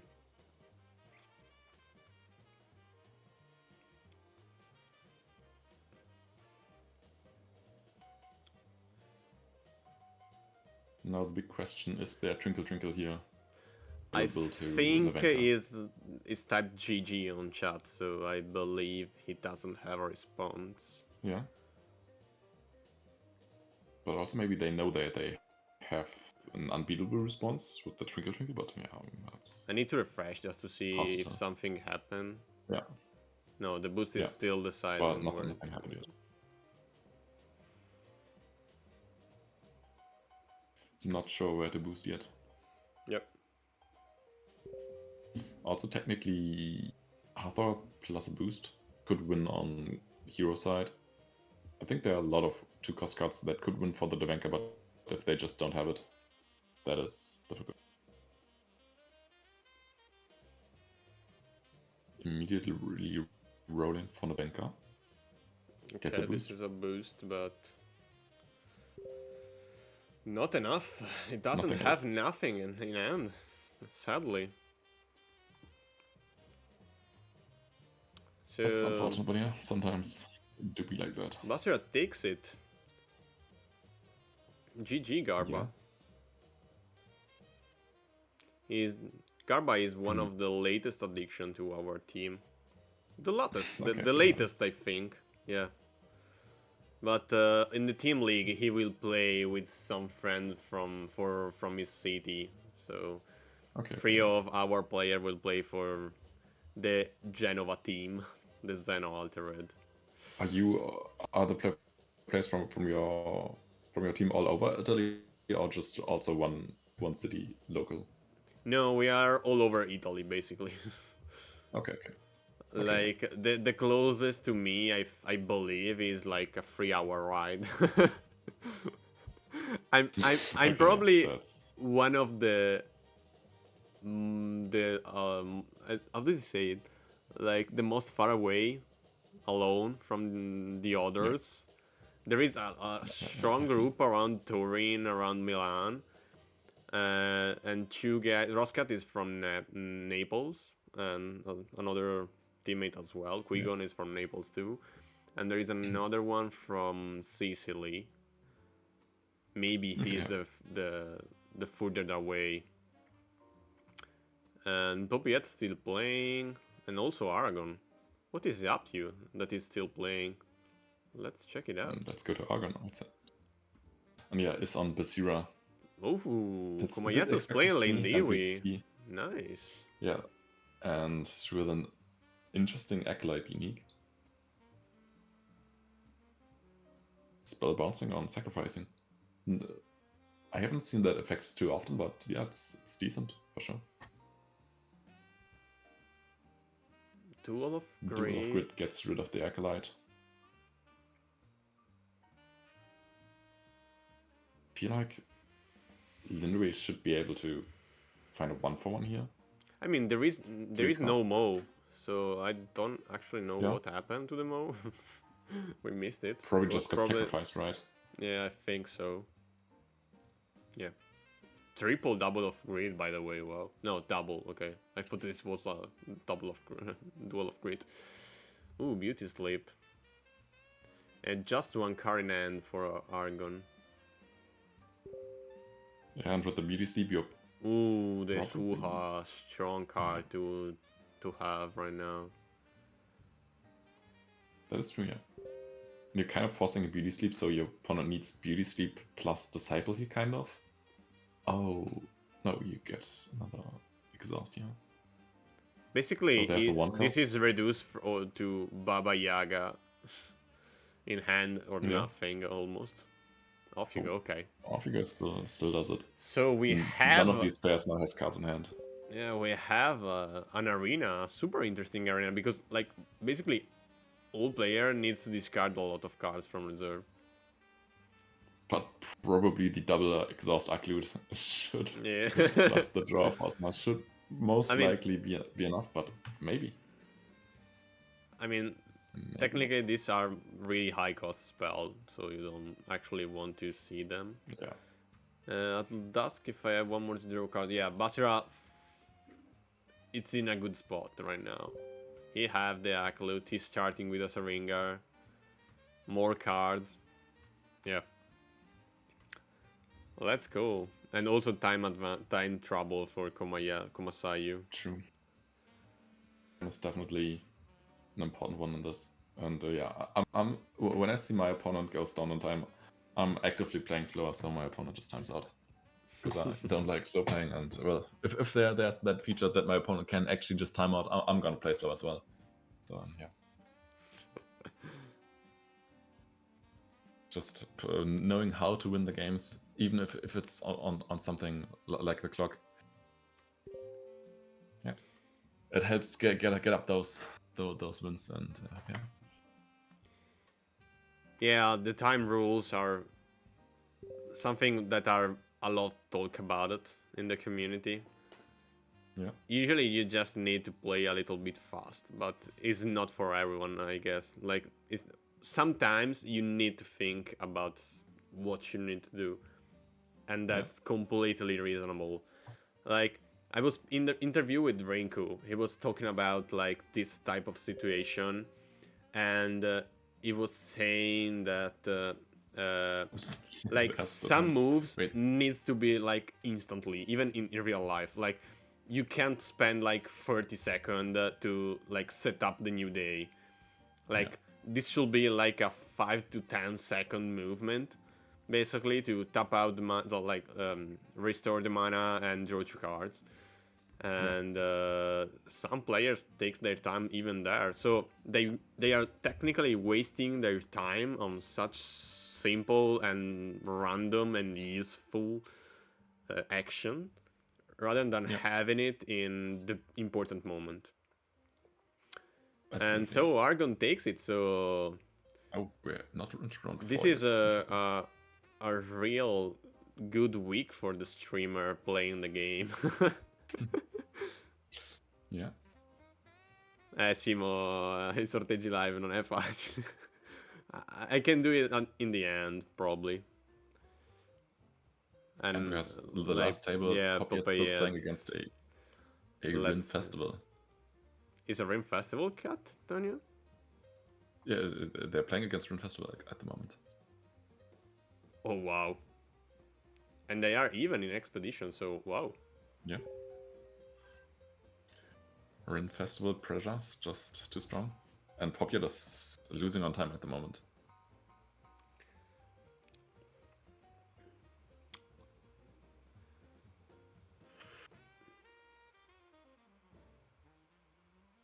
Since the other table already timed out, I assume that this one also times out soon, but let's see. Yeah. Yeah, it's such difficult to play some like decks with a lot of action in one turn. Yeah. Because like on BGA you need to click like a billion times cards and buttons, and you waste so much time. It happened to me, especially if you're like when I play Nevenka, if I use Daedalus, like the Daedalus loop, that in real life you can do it in basically like 1 second, because you show the Daedalus, give the boost, and that's about it. And on BGA, you need to put the Daedalus in reserve, roll the die, take back the card, give the boost, give the other boost. Like it's like basically a 1 minute action. Yeah. It's a lot of time on BGA. I actually don't know if also Popeyet is playing the rare Wednesday Grams. AWOLs. Oh, that's. I actually don't know if Grams is playing in rare in his list. So you were talking about the Havuel. Yeah, there's one player that is on Wednesday. I think they brought it for the second time. The Trace Resupply loop list that just takes forever on BJ, but they're still managing to at least get some wins on the AWOL with it. I'm always surprised, but yeah, they're making that work, and yeah. Yeah, and the author was waiting for us to come out. Yeah. This is Resupply plus Sleep. Sleep, yeah. So needs to find a Gibble here for Poppyard. Yeah, it needs to find the boom basically. But at the same time, they are both on times. I don't know if like you can kick someone or no. Like I actually never understand how the time rule works on BGA. Like it's not even like consistent in what it does. Like sometimes you can see both player in red and the game is not ended yet. Yeah. I don't know. Oh, there's Giebel and the Aerolith Reef.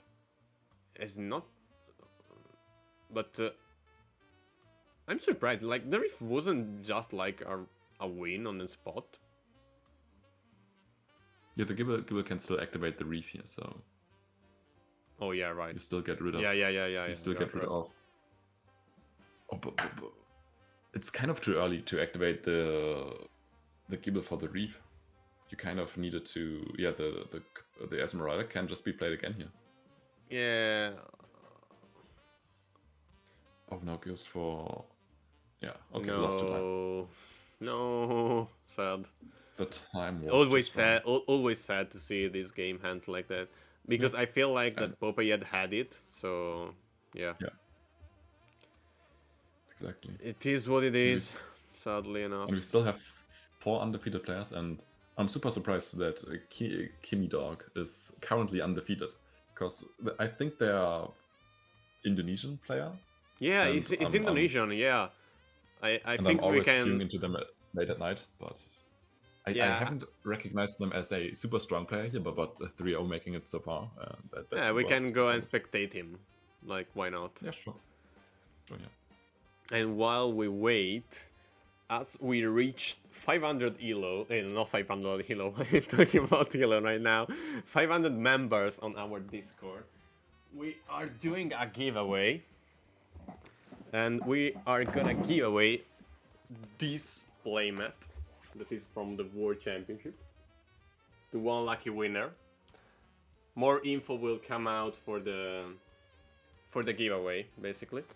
And yes, it's up for grab, obviously for free, as a giveaway is intended. And yeah, so stay tuned for that. I will post some info maybe later or tomorrow about it. Gotta But participate in that one. I need the 4th playmat of these. I need to find a way to ship it, but yeah. I hope it's not on the other side of the world, just because it's so pricey. I think most players probably most players that were in Paris probably got 2 of those if they participated in both events. But we as streamers got a 3rd one because Cole managed to get one for us. Yeah, but well, with teams we had like probably around 50 playmats on the table at night. Yeah. On the last day, with all the one that we bought and for friends or stuff like that. But we have like a super high pile of playmats of all kinds. Yeah. So a Sigismar mirror.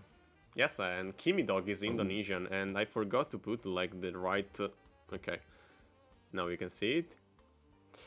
Yes, it is Indonesia. It's like almost the only player I know that is from there. Yeah. I've got There's pairs some sometimes against some South Korean guys. I've played Yeah. like 2 times, I think, or 3 times against a South Korean, but I've never I think faced an Indonesian player, I think. And I was in yeah, Indonesia like 2 months ago, so it's kind of funny. okay. I think there's also some Philippine players, and I think early on into Auto there were like 2 or 3 Korean players that also played quite consistently on the ladder. I think I'm thinking about it. There was like J Park or something like that was consistently high on the ladder in the early days, but hasn't really played since. And yeah.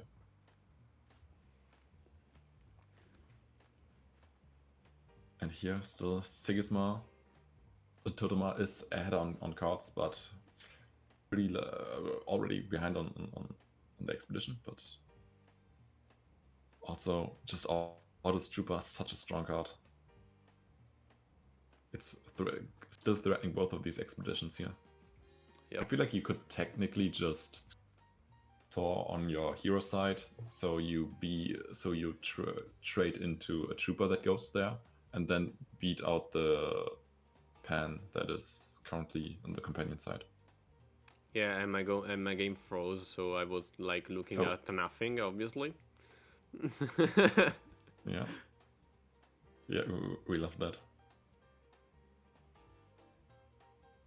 the sabotage onto the draw unique is pretty sweet. Yeah.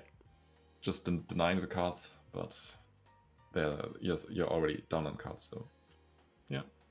Yeah, it's But not technically like just don't. a incredibly strong card. Like, it feels like it's basically an Ordi Spy. Yeah. Oh, and here we do see the 2-for-1 for Totemar's side this time.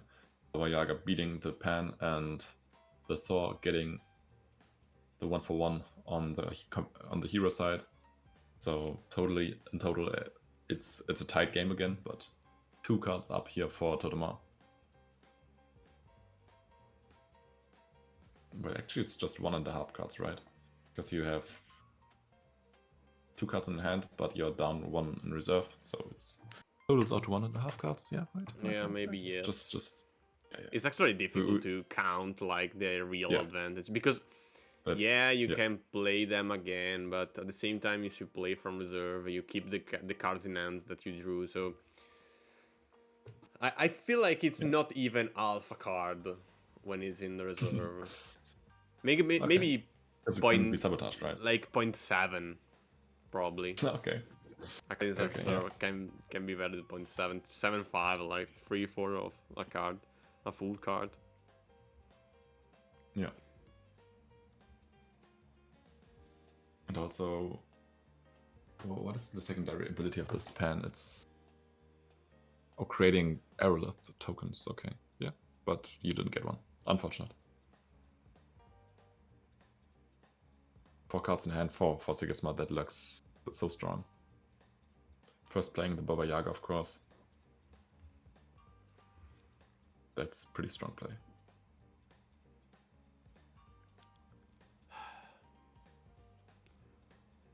I need to like refresh every action basically now to don't lose gameplay. Yeah, that is rough.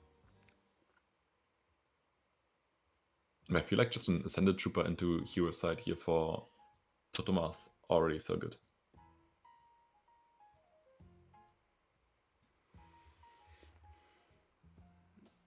Yeah, it feel nice to have 5 cards in hand for sure. Yeah.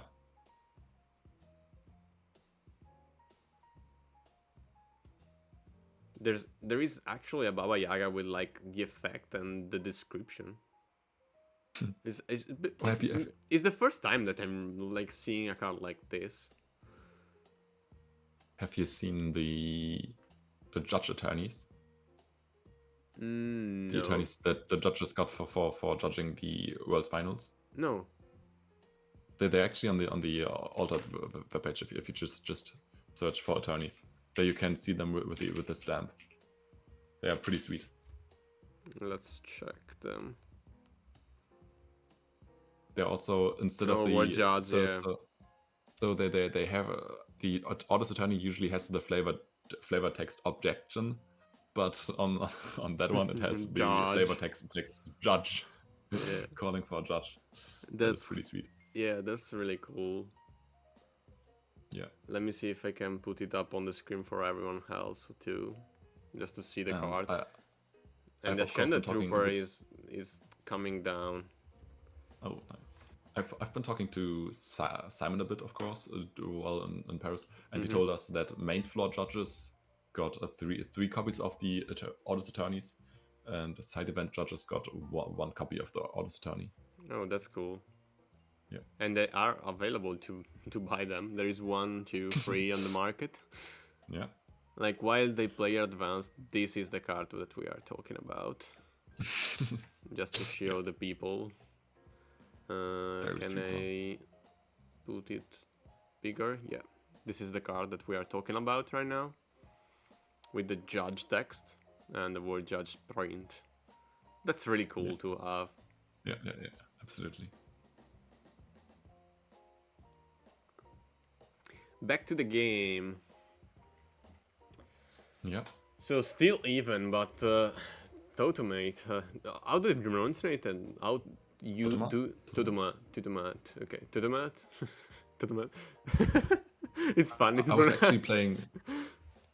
So actually on Saturday was the 3v3 event, and initially Stephanosaurus and Freeloader planned on playing that together with Totoma, and then Totoma ended up qualifying for the world stage himself, so they didn't get to play with them, and they needed to find someone else. And me and Franico were sharing rooms with Freeloader, but we both slept in and didn't arrive On time. there on time, and Lol. and then they ended up playing with a random person that had to leave before they could play top cut, and they had to play 2v3 in the top cut and still at least beat out their I think top 8 match, and then in top 4 they lost to the Equinox employees.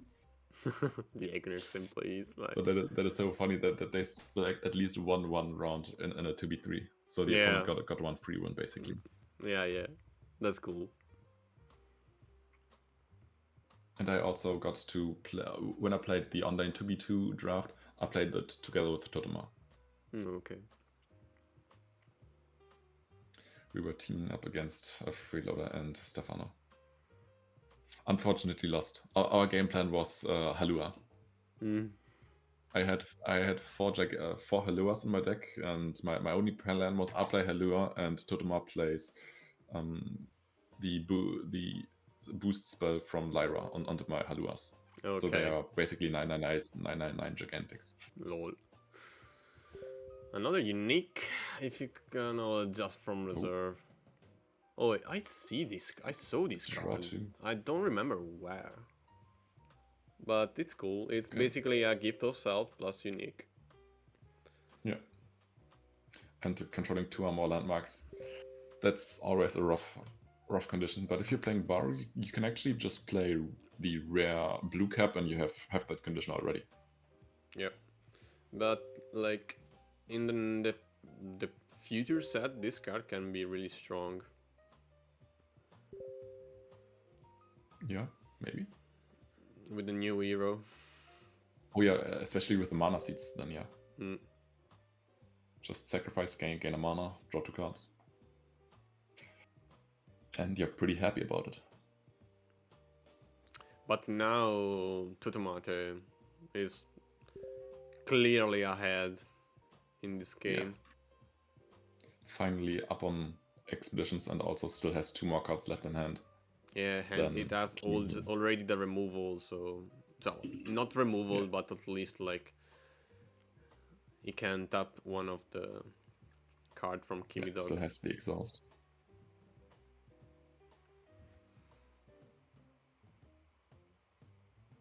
We're already seeing some of, I think Tony, one of the other undefeateds spectating this table, so probably that other table is already over, and I think it was Tony against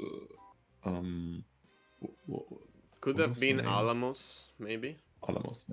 Yeah, he's my teammate. Yeah, he's playing Soul, I think. Oh, that is sick. So yeah, playing Soul against a Ring Festival maybe is not the greatest, because like at the same time, like you want to pass first, but you don't want to pass first against a Ring Festival. That's very true. Very true, yeah. Or maybe so he could have won instantly. I don't know. I actually don't know the results of this game. Let's see. No, okay, he lost. You type it on the chat. Unfortunate. But at least we then get to see a Rin Festival in finals. That's great. And here another 1-0 for Totoma. Both players are now left with no cards in hand. But at least still 1-1 up here for Totoma. Yeah, there is a sleep, but like the cost from reserve of the card from Kimidog are like too much, probably. You're currently just staring at these Orders Troopers that you're probably gonna have to sleep, so not the most attractive targets to actually sleep. Yeah.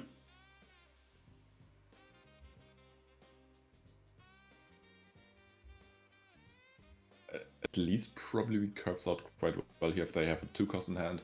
Can play a 2-cost, can play a 2-cost, can play the 3-cost, so at least as long as there's no sabotage or exhaust, will be likely to use up all the mana they have, but if there's interaction with that reserve, it's already a lot more difficult.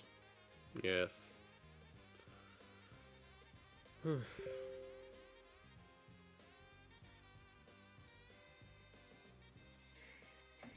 Immediately playing the accountant. Probably gonna go sleeping the trooper, he most likely. And now it's a question of what's left here for Totoma. It's a 1-cost pass. The common duckling, Okay. wow. Yeah, the rare duckling is, of course, much better. I have a signed one. The world champion has signed my ugly duck. So it's not ugly anymore. Oh, And this is a GG. And the Ascender Trooper. It was not easier. Like, he didn't throw like the best cards in this scenario, Totemat. Like, this one drop is basically nothing, but this saved the game. Yeah, absolutely. So, Tonio, yeah, won. We can go see Argon playing. Yeah, sure. We haven't seen Damien yet. I would go to table 6. If you table 6. Okay, yeah, that's fair. Damien has some crazy uniques and is here on something else. Let's see. Yeah, it's on Basra. It's just a casual, it's a smoldering gym that ramps and draws cards. Yeah, well, yeah. Why not? I don't see a problem with that. Yeah, exactly. And I've seen some of Damien's crazy uniques. I believe there are technically some 1/1 or 1/2 cost or 2/1 cost double token generators. Yep. Wow. There are definitely some sweet uniques in their collection. And I wanted to say this looks like a festival fun, but no. There's just the Opera House, but a lot of support with characters, so I don't believe this actually ends up being festival, but maybe it still is.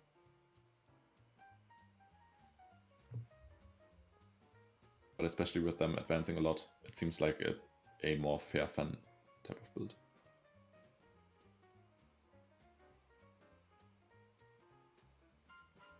Another anger, lol. Just a fun and interactive gameplay. anger. Yeah. Why not? And still two mana opens to play something else. You're weak to Twinkle Twinkle, but your opponent needs to have Twinkle Twinkle plus 2 characters exactly in hand to win the game here, kind of. So that's at least unlikely. Oh, can make the Hunger fleeting here for Laura's side. Just discard the dual of grid as well, and doesn't go for that line. So we know there's no guaranteed way to win this, right? So no, it can win, but it can tie the expeditions. Yeah. Especially because Damian doesn't have another character. Oh no. Oh. No. And that's not it. That's not it. Not the Twinkle Twinkle you need into the Hunger, so yeah. GG Laura. GG Damian. The double anger was too strong. Yeah. She had the boost like to compete, but double anger was too strong in this case. That is true. No, you should have played another unique instead of the anger. PTU. Yeah. Okay, we should. Popia's still the one in the middle. I need to check out the uniques. So there's. So we saw the smoldering. We can go and see Goten. We didn't see Goten play yet, and there is the Bravo Satyr as well. Oh, traced with some Baku in it. Wow.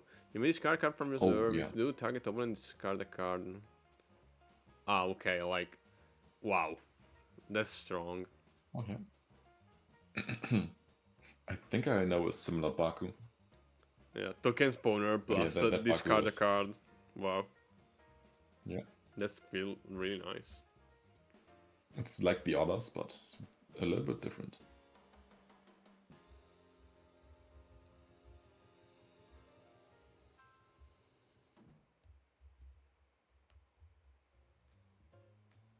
I feel like seeing these two uniques next to each other, I feel like one of them is slightly better than the other one, but actually ends up playing the Jian instead of the Baku.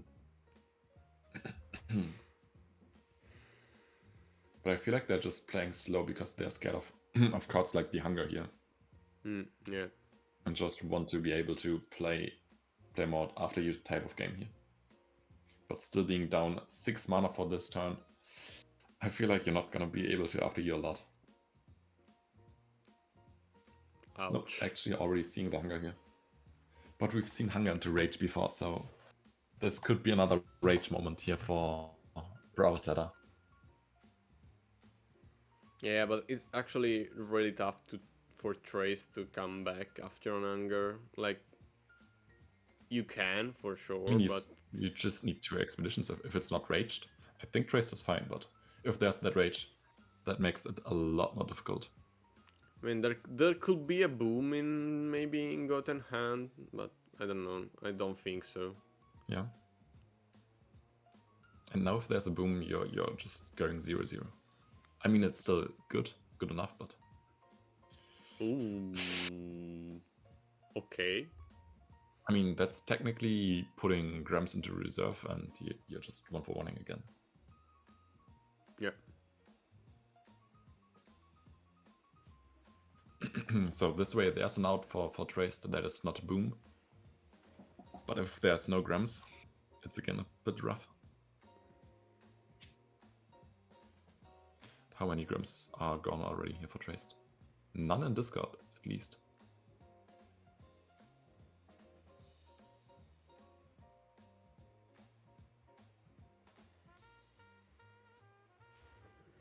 Am I frozen again? Oh, No, I'm not. Okay. Question. Inari. Just decisions. I feel like this is a clinch you just setting up for the next turn.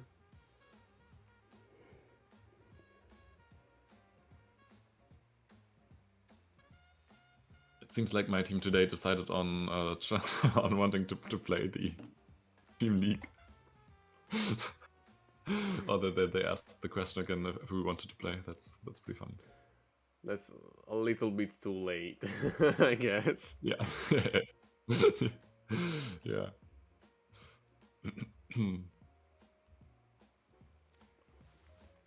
Well, there will be another for sure in like 3 months, basically, since from now. So, and Yeah.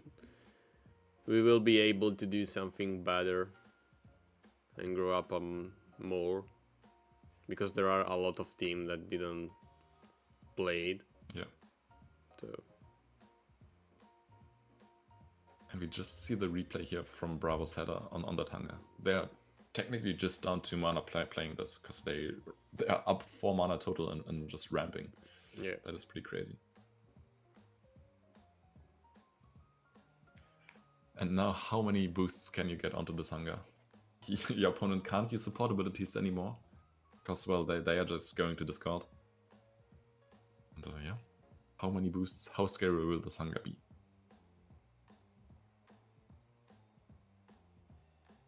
Technically, your opponent also can't Baku you anymore, because if your opponent Bakus you, your Hunger gets bigger. Yeah, exactly. But at the same times, you are dealing with something gigantic, but technically is not, because you have the what is it called? Restocking station, sorry, and you can remove the fleeting from Hunger. So technically, is not a real gigantic in this moment, potentially. Yeah, restocking station is so useful for Trist. Yeah. It's like good again, like for every situation, basically.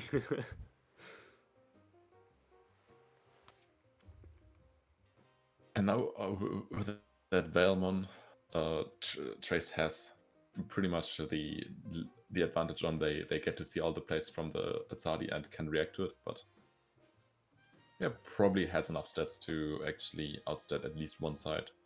Yeah. Both sides will get a little bit tricky. Maybe they're trying to figure out if they have a way to beat both sides here. But I mean, with the should be restocking a little station at the moment, you're basically Oh, true, yeah. already up on... No, it doesn't really matter, actually.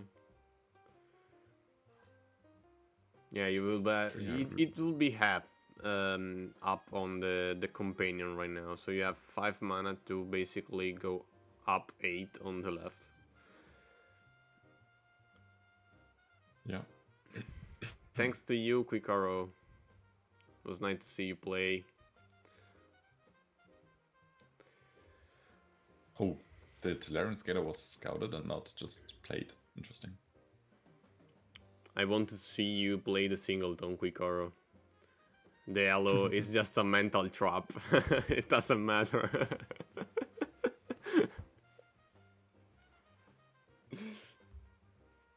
And as you mentioned with the restocking station, probably the Tolarian Skater should have boosted the Veilmon, because then it's actually a little bit bigger, but I'm not sure if which of these players is actually aware of that interaction with the restocking station, or if the Trace just wants to try and outstat the companion side so they can make something of their own loose fleeting. Yeah, it can be. He's not even trying to force for the hero side here, for the companion side here from Goten's from Bravo's Editor side. I'm really confused. Like, why the restocking station now on Anger, and why not like just simply play the Salvager and moving Flick into the Salvager? Yeah. I mean, it's technically the same outcome, right? You're just resupplying one more card that you then probably would have to discard. Well, not really technically, just because there is another Anger there to be played. Okay, yeah. Yeah, fair. Potentially, I don't know. Let's see.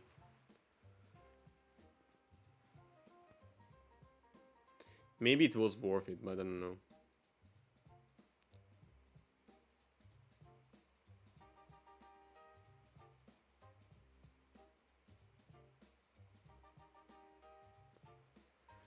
Goten is also in time trouble right now, so yeah, let's see. Mentioning that on chat here.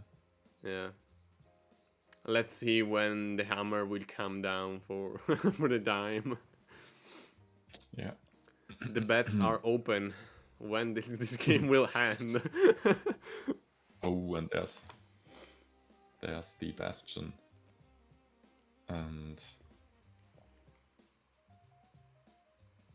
I mean, they do have that Baku that synergizes so well with this Ouroboros Bastion. But other than that, it's again just playing the energy bar. I feel like the energy bar won't do a lot here for Bravo's header. You are gonna play that Veilmon, and that is gonna make your Eat Me Energy bar useless. So yeah. Or double. Or you just stuck around. Never mind. that of course still works wonders. Yeah. Is now I think it's over now. Grams? I think it's over. Are there just no Grams here for Goten?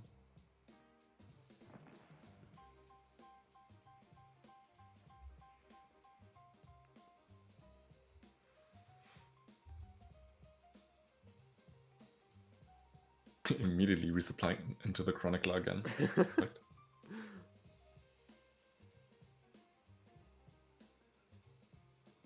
Avalanche is not enough. Yeah.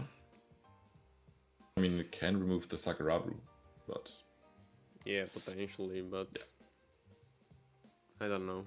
It's also not helping into the Veilmon afterwards. Yeah, how do you beat 999 on one of these sides?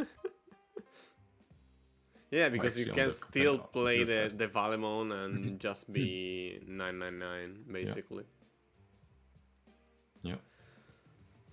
Well, while we wait for this, I'll take a trip to the bathroom real quick. I'll be back in a second. Sure. Well, they might be searching for their Baku unique, so they can just resupply and get a ton of stats here. So this could technically go still the Traced's way, but of course that Baku is a 4-cost, so afterwards you also still need the correct resupplies, and yeah, the Paju is basically a 1-cost resupply, so it's already a little bit tricky finding your Baku. You had to invest so many resources already. There it finally is. You can now... Oh, true, the Baku works a little bit different than the orders from Poppy's side. So whenever a card leaves, and you get to immediately discard a card here from hand now, from reserve now. So you immediately get the brass bug, and it's fortunately also target expedition.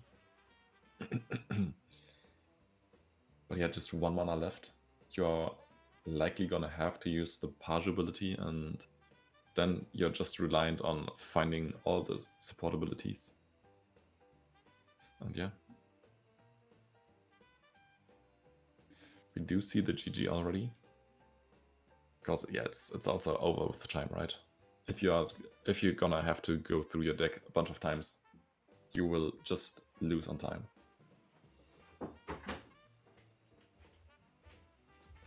Veilmon is played. I feel like that's... Okay, yeah, I'm back. Expedition actually gonna... And we did find Baku, but now question, is Baku enough with the 0 mana left? And no, game's over. GG, so Bravo Sutter once again winning and wild stream. True. Bravo's header is working. It's a very fitting name when you're actually playing header on Bravos. Yeah. And this probably was the last game of round 4, yes. So right now we have the Catonio against Totemat for the first place. And a lot of people running for the tokens in the 3rd and 4th. I mean, we can go and watch maybe the 2nd place, just because like we saw both players play, and these 2 we didn't see them play. Okay. And I know that Alamos is playing Soul, so we can see some more new action. It's not to be disrespectful about them, just because like, I mean, it's a fine festival. Probably it will be quick. We can watch that one. Yeah, let's go to the festival, and we just hope for fast festival runes. I'll type to Alamos to play slow, just to have the time to come back to their game. If you're able to, we can also just switch over the games once in a while. Yeah, that's fair. But both games still loading for now. Okay, now it started. The Totemite. And Rin is starting, so... I'm not quite sure how good Rin is into Sigismar, but... I mean, the Rin player probably knows that by now. It depends, just because like Rin can win super quickly, and at that time Sigismar may not have some answer to hit. Yeah. At the same time, maybe in the long run is clearly more difficult for... Oh, okay, yeah. I'm seeing how this Rin wants to play. Yeah. That is a very sweet Sneezashroom. Wow, this is incredible in Rin. That's a strong start. Technically, you already have all the conditions for the festival, but of course on just 2 bodies, and you can technically get... Isn't that technically already... Oh no, you technically need another character to get the anchor onto the Capalia, but yeah. I was thinking about if it was possible to win on the next turn, but no, it's missing basically 1 mana. Like something that sleep, but like if you have festival plus 1 character that sleep for 1 mana cost, like it's... But also your Sneezashroom doesn't have anchored anymore, right? But the anchor will be... yeah, because the anchor needs to be on different character. Yeah. so it's impossible. But for Technically, with example, the one, this it's, Nizarshroom could be a target for Sigismar for the removals. So yeah. it's tough decision. Do you remove this Nizar or do you wait for the festival? Do you already have the removals? There is a And yeah, removal. there's Tiny Jail. There's the Tiny Jail. So They some were of the prepared, removals for the festival are going out early. Yeah, probably good, but also that Nizarshroom is sleeping itself from the reserve. That is kind of crazy. That's a fantastic unique. Oh, I didn't read that. Oh my god, this is insane. Yeah. I actually didn't read the last sentence. I thought it was like just the anchoring effect. Oh Nope, wow. it has another sleep from reserve. Oh Because why not? wow. Wow, it's basically one of the best I've ever seen. But at the same Yeah, time, it's Tutumat crazy. have the great response, the great opener for the answer to that Sneezer Shroom. But now it's technically just festival turn, right? You don't really care on advancing. Well, you do care about advancing, but also you're just. Oh, it's another tiny gel target here, technically. It is super greedy, but can you really afford giving a 2-0 over or not double advancing every turn for Sigismar side? Because you technically get another double advance when your opponent is setting up the festival. And I think you could technically say, well, I'm gonna win when you play festival the turn. So I think playing the tiny gel onto the Alo here, it seems greedy, but I think it's the correct call. Petro mi spiace, sì. Oh, didn't go for the Alo. It was today. Interesting. I definitely did not expect to see that. No, but Oh, they can't you go for can't the Alo yeah, because it's exactly. for yeah. I'm always for switching up Avalanche and Tiny Gel. Yeah, you just can't remove the. Yeah. I always think it's just about the mountain stat, not about the water. Totomat needs a removal right now. If it doesn't have it, just that this Nizarshroom will be incredibly strong. Yeah, Especially because Aloy will stick on the field. Yeah, that's a crazy setup here for the Rin. Finds another Aloy, but probably you want to play. Actually, you can. Nah, you're just playing the Nizarshroom into its Harvester. Alright. You have all the fleeting characters you could ever want for your festival, plus you're keeping everything around. This is a crazy Rin build. I now need to know what the other uniques are on this. How strong is this Rin build? Oh yeah, we've seen the one cost resupply Esmeralda and Sleep Esmeralda, and the other one is Nizarshroom that is sleeping and anchoring, okay. Yeah, this Nizarshroom put like the opponent in a tough spot just because like he needs to decide if you want to remove that or remove the festival later on, basically. Yeah. And also Sigismar didn't have the chance to super advance in the early game. It's just up one expedition and is not even advancing right now. Ooh, the Cook. Kugo as well. This is the last round, yes. This is currently the two undefeated guys against. Both of them are 4-0. So they are playing for the first place. And just based on this Nizarshroom early game, I feel like the Rin is so favored in this game. Yeah. It looks so strong.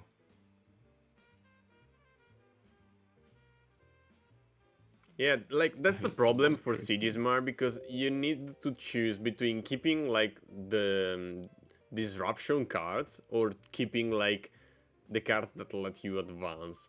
So you need to gamble a bit on do I want to advance quick and don't let my opponent like Ring Festival me, or do Yeah. I prefer something else? So there is the removal. I feel like it will be eating the aloe vera. No, but at the same time, you need to eat the shroom. I feel like It went after, yeah, it went after the shroom. it went after the shroom, so it's froze for me. Yes, it was froze for me. Yeah, Yeah, it's freezing. It's actually freezing at the same time for us. Oh, Alamos is the player that has the 2/2 Phileas Fogg. yeah. That's crazy. That is the crazy one. He's You told me not. about that one in Paris. Yeah, he's not his like unique because he's from Okay. was backed by Qui-Gon, Okay, I see. the trace guy from yesterday, but yeah. It's not looking good for Sigmar at all. No, We may see a Ring Festival win by for long cards. simply advancement in this case. Yeah. Even it's still super possible for this to be a festival win because 2 removals are already out. There's only 1 card left in hand. It is looking rough for the Sigismar on all fronts here. But yeah. I'm surprised on why the Cook wasn't play on the Hero side, though.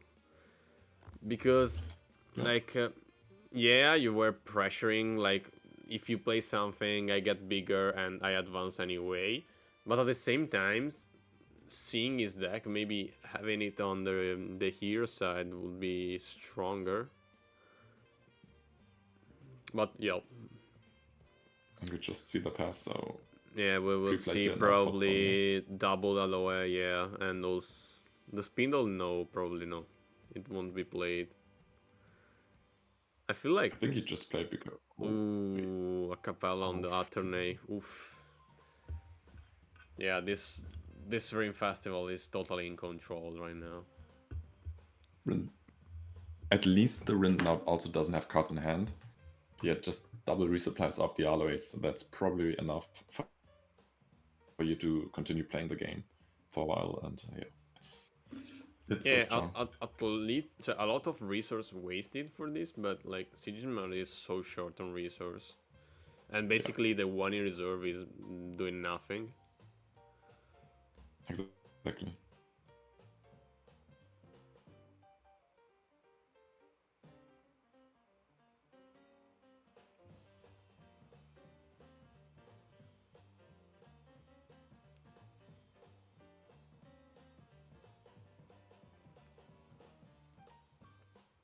Keeps around the cuckoo.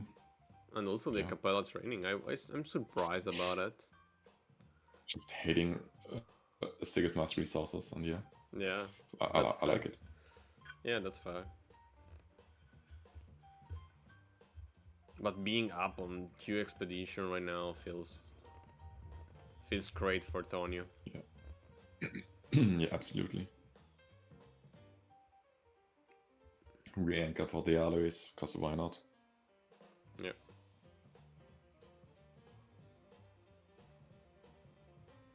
The Persephone is pretty sweet, so you can probably play it into companion side and get more resupplies off, or get more Rin abilities off with it. And the Cuckoo is this time going into the hero side. Yeah. Because it's just pressure everywhere.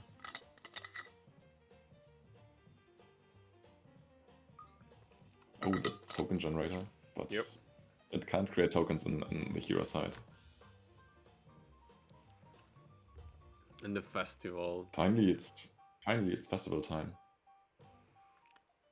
Yeah, Totomat is being hit like in every direction right now. Yeah.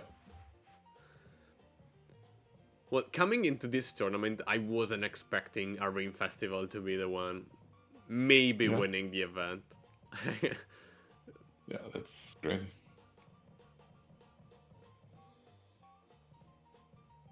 Well, I'm kind of pretty used to seeing the Rin festivals just because of the NUC.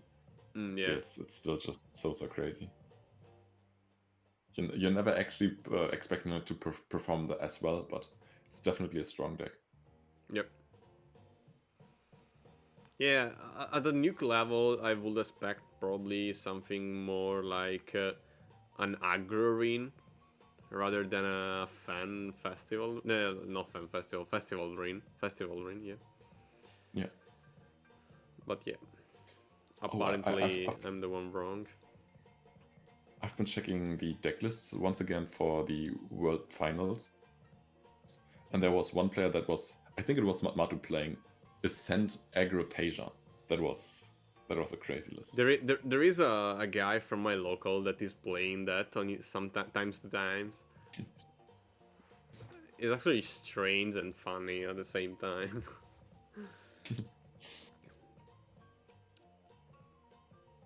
Yeah, I also have someone in my team that's playing a one-off festival, otherwise rather aggro, or it's still just a Tasia build with a lot of aloes, but it's more around playing festival Okay. and not mass anchoring. So, Yeah, that's fair. but this Cuckoo here, it is not allowing any double advances from the Sigma if there's no removal for it. And you I need mean, to now there is figure the removals for this festival. now there is the a festival possibility. I think like this is the last day of the game. Yeah, I also feel that way. You kind of need license withdrawal for the festival, but if you spend 3 for the festival, Yeah, you don't have you're enough giving up to so much do. mana. Yeah. So And probably also this, the best card right now is maybe a teamwork training, but yeah, it doesn't solve the problem. this Esmeralda is also super flexible that it can sleep. Oh no, it's not flexible, it has to sleep itself, okay. I thought it could sleep anything from the Sigma as well.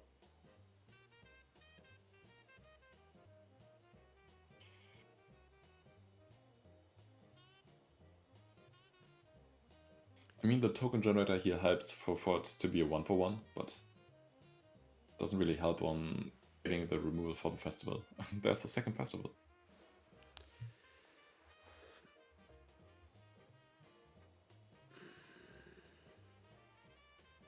Okay, so keeps after Jung. There's still license withdrawal possible here. And if that's the case, I think mean, like you're not the losing the game. Harvester plus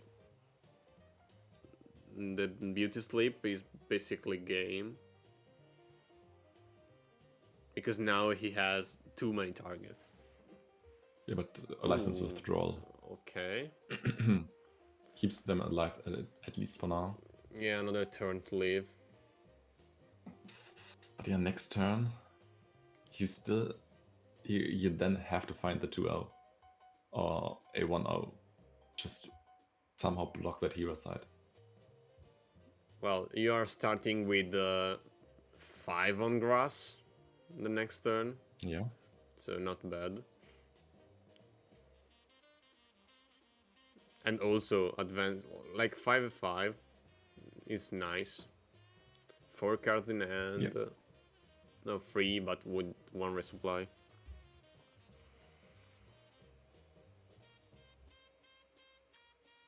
Least Sigismar's going second, so they can hopefully see whatever the Rin plans on playing here, but it's definitely still not an easy position.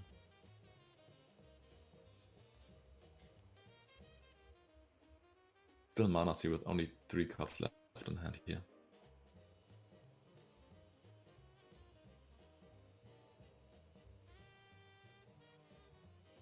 I mean, currently the reserve doesn't look the greatest here for Rin to win on stats. So they're just gonna play out that festival. And now you're again in that spot where you have to find. The answer, yeah. That's not a good start off. That's not a good start. No, and like he used a lot of removal already. 1 license, 1 teamwork, Yeah. 1 tiny jail. I mean, there are plenty There's of a Kuku as well. plenty, and half of the deck was drawn, so Yeah. at the same time, You can Rin technically. maybe doesn't have the sleep right now.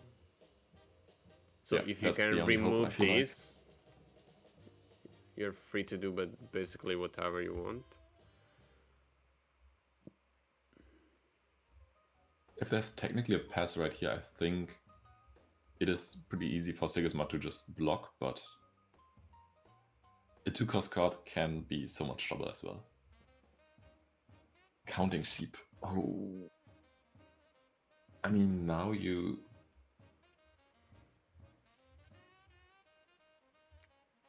have to have teamwork training is difficult to play because you need two more characters. You need to remove Cuckoo, basically.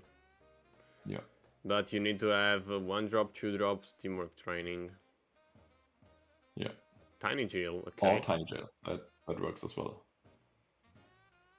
But you still need to pass on water, and it's not easy. Okay, yeah, you can also just play the Trooper and to heal companion side, right? Getting a 2-0 here seems a bit difficult, and the game is stuck again on the Tiny Jail. Oh wow! How many 1-drops? Oh my god! Wow! Finds the 2-0 at least. Wow! I wasn't expecting this. Yeah, me neither. But that's a good turn. Yeah, those are a great draw to see now. We have to keep the Trooper plus the Tiny Jail, right? Yeah. Everything else is just... And yeah, the Tiny Jail has been cut by a lot of Sigismund players since the Afanas nerf, or since Afanas isn't really a deck anymore. But here, into this Rune Festival, it's working wonders. Has been played 3 times already. And yeah, will most likely even be played a 4th time.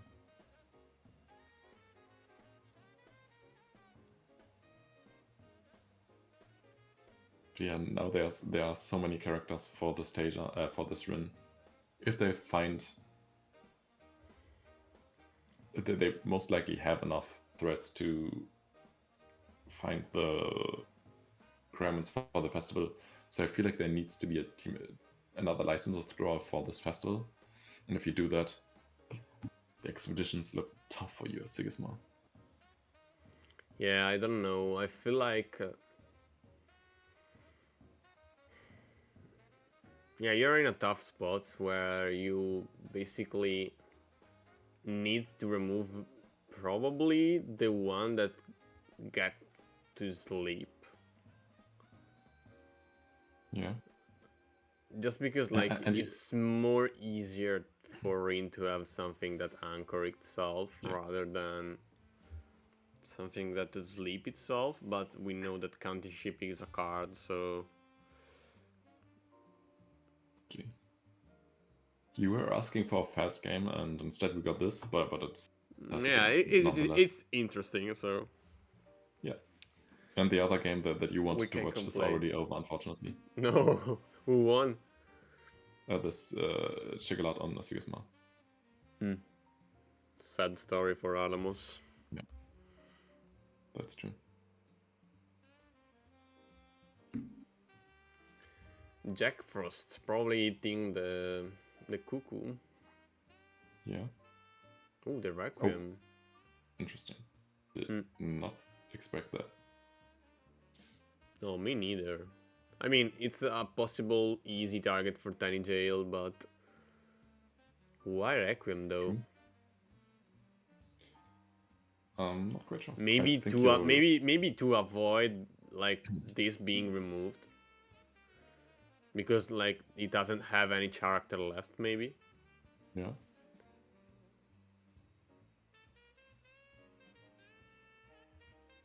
God, that trooper is so sweet.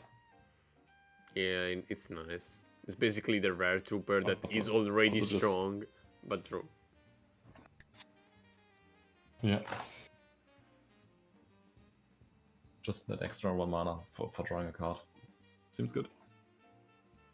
The question is now, do you want Tiny Jail to be played? Okay, I did not expect to see the immediate Tiny Jail because there could still be a lot of sleeps and anchors to lose to, and I feel like you would probably prefer seeing what you have to remove later on. There's the BB sleep already. Oh, on Jack Frost. Trying to win on expeditions here. that's now pretty hard. If that is a Okay. Persephone in hand or something like that, he basically win. Oh, another beauty sleep. Oh, Another so beauty, so you need yeah, another one cost. And if you GG. have that, No, there's still 2 GG. mana left. Tonio Yeah, wins that's GG. it. Oh, yeah, GG. crazy. Crazy game. If there was another one cost trooper in hand, we No, were it actually wouldn't in matter. tiebreaker. Didn't matter. No, yeah, it did matter. Yeah, potentially. Yeah. But Rim Festival takes it. Oh my god. I wasn't Yeah, expecting. I that wasn't was a crazy prepared for game. that. But Rim Festival goes undefeated in the 400 Elo play tournament. GG, Yeah, Tonio. Nicely done. that was crazy. And GG to Totomat as well. All finished? No, there is still Garba and Yo playing. Let's watch this last game. 10 against Basira. Basira. And there are so many cards already in reserve for Yo. And they're just juggling a bit more with the sleight of hand. Yeah, your lost were so unlucky because of the time. But yeah.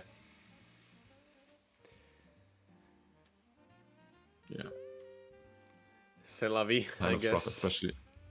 The time is rough, especially in decks with a lot of animations. But yeah. Unfortunately part of the game, and I do enjoy it because it's working out for me a lot of the times, but yeah, in decks, especially for yours, it's difficult with the time. Yeah, but we know that it's just especially for some clicks that you need to do with combo decks and stuff like that. Yeah. Especially if you need to make some, like a lot of the decisions that are quite easy to do, but at the same time on BGI you spend a lot of time doing. Yeah. Oh, it's a Foundry Armor. Trying to Is get a this safe 1-for-1. a loop or something? Oh, this is infinite stats, right? Yeah, that should be not infinite, but yeah, a lot of. Yeah. Oh no, yeah. When another charter joins the expedition, target charter gain 1 boost. So yeah, this is an infinite loop basically. Yeah. To end the game, basically. No, not ending, but not ending. I mean, not quite yet. You need to stop at some points just because like there is a subdued end. Yeah, so it's and not also that beauty sleep. So easy. I think this probably ends up still being a 1-for-1, unfortunately. Yeah. And at the same time, you don't want to have like subdued end and beauty sleep on a character from fan. So basically, the fan becomes insane. Yeah. But yes, that Cuckoo will be super strong. That's true, but at least it's currently looks like a 1-for-1 for the fan, and that's good for them. If there was a third character, then it would be a lot more difficult. But yeah. Good thing you don't have infinite time. That's very true. Yeah, but infinite time against that subdued end is like basically worthless. Yep, that's true. And it's super fun to see things like this. But yeah, it's good to know that there are still counters to this. Yeah, especially because like it was a good call from them to ban like the target expedition effect of these cards. Just because yes, it will be a mess, a complete mess. But oh, I need these. I would have loved to have been able to play them like in season 2 a little bit at least. Yeah, especially I got to use them for 1 week. Yeah, 1.5 weeks. So yeah. Yeah, I bought 2 of those cards, like 2 hours before they they got banned. Not the greatest investment. I have one here. I sold it by now again, but I still have the physical, of course. So yeah. I think I have still one of them, but I feel like it's when she get the boost. No, not everyone get a boost. So a little bit. Also, Goldfingers, of course, Chili from our team, of course, also pulled one of these brass bug spawners. It's a 2/3 cost, and from reserve, target character loses fleeting. Yeah. Okay. Because why not, right? Because why not? Chili has some of the most crazy uniques that I've ever seen. The Kakoba that yeah, I saw that ring with played the ring. Yeah. Then there's one crazy cloth dancer that's giving fleeting to everything, returning cards. There are some crazy cards in that collection. And the funniest part about it, he doesn't even know how good his cards are. Whenever some of us are asking for his cloth dancer, he's asking us either which of his cloth dancers, or he's sending us all of his cloth dancers, because he doesn't know which one is the completely insane one. It is very funny. Oh, Rec Rim here. Onto the... Nope. Doesn't go for the Rec Rim.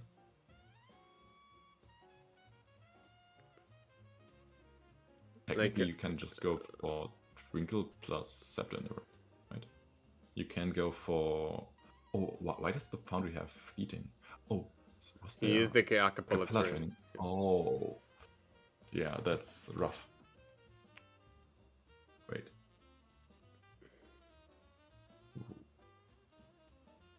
Yeah, I would probably just play Subdue and... Can keep comboing here. I wouldn't recommend, but yeah, I guess possible. Like, does Anthony want Garbat to lose on dime, basically? Yeah.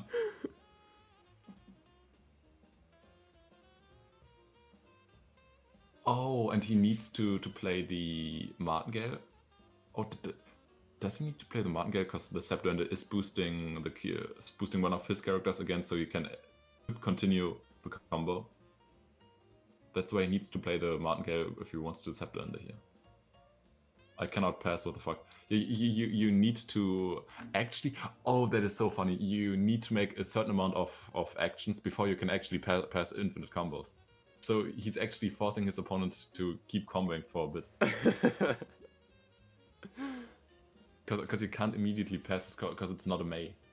Well, he can give the boost but he can give the boost to the other player. He needs to give the boost to the Martingale. So after he steals the stats, the Cuckoo gets a boost again. And he can keep continuing this. That would have been the play. Oh, there is Tonio in the chat as well, so congrats, Tonio. Very, very nice deck. Incredible win. Unexpected as well. True.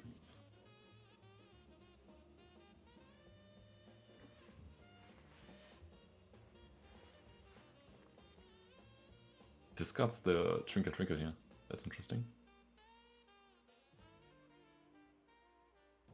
Wants to play just the magical training, okay. Yeah. And now Basira is losing basically all the uniques. And the Cuckoo is just a 1, so rough. A regular dude. Yeah, the worst outcome kind of that could happen with an infinite combo. You're just trading 1 for 1 and you don't have any benefit for the next day. Yeah, another Subdue end, so yeah. This game is basically over at this point. Yeah, teammate. Get some support from the teammate. Bravo, you don't like. Let's wait for the end of the tournament, because sometimes like there are the ratio and stuff like that can modify the standings. There is still 2 players playing. Maybe. Yeah. You're lucky enough to get the extra points. And you had an incredible run. 4-1 is really good with without Sadi. True, yeah. Sadi is also one of the decks I need to play a bit more. Because I think it's actually a fun deck, and I just haven't played that at all. Yeah, I have a thing like where I usually don't play Bravos just because when I play Bravos, I can't like draw a good end, like basically never.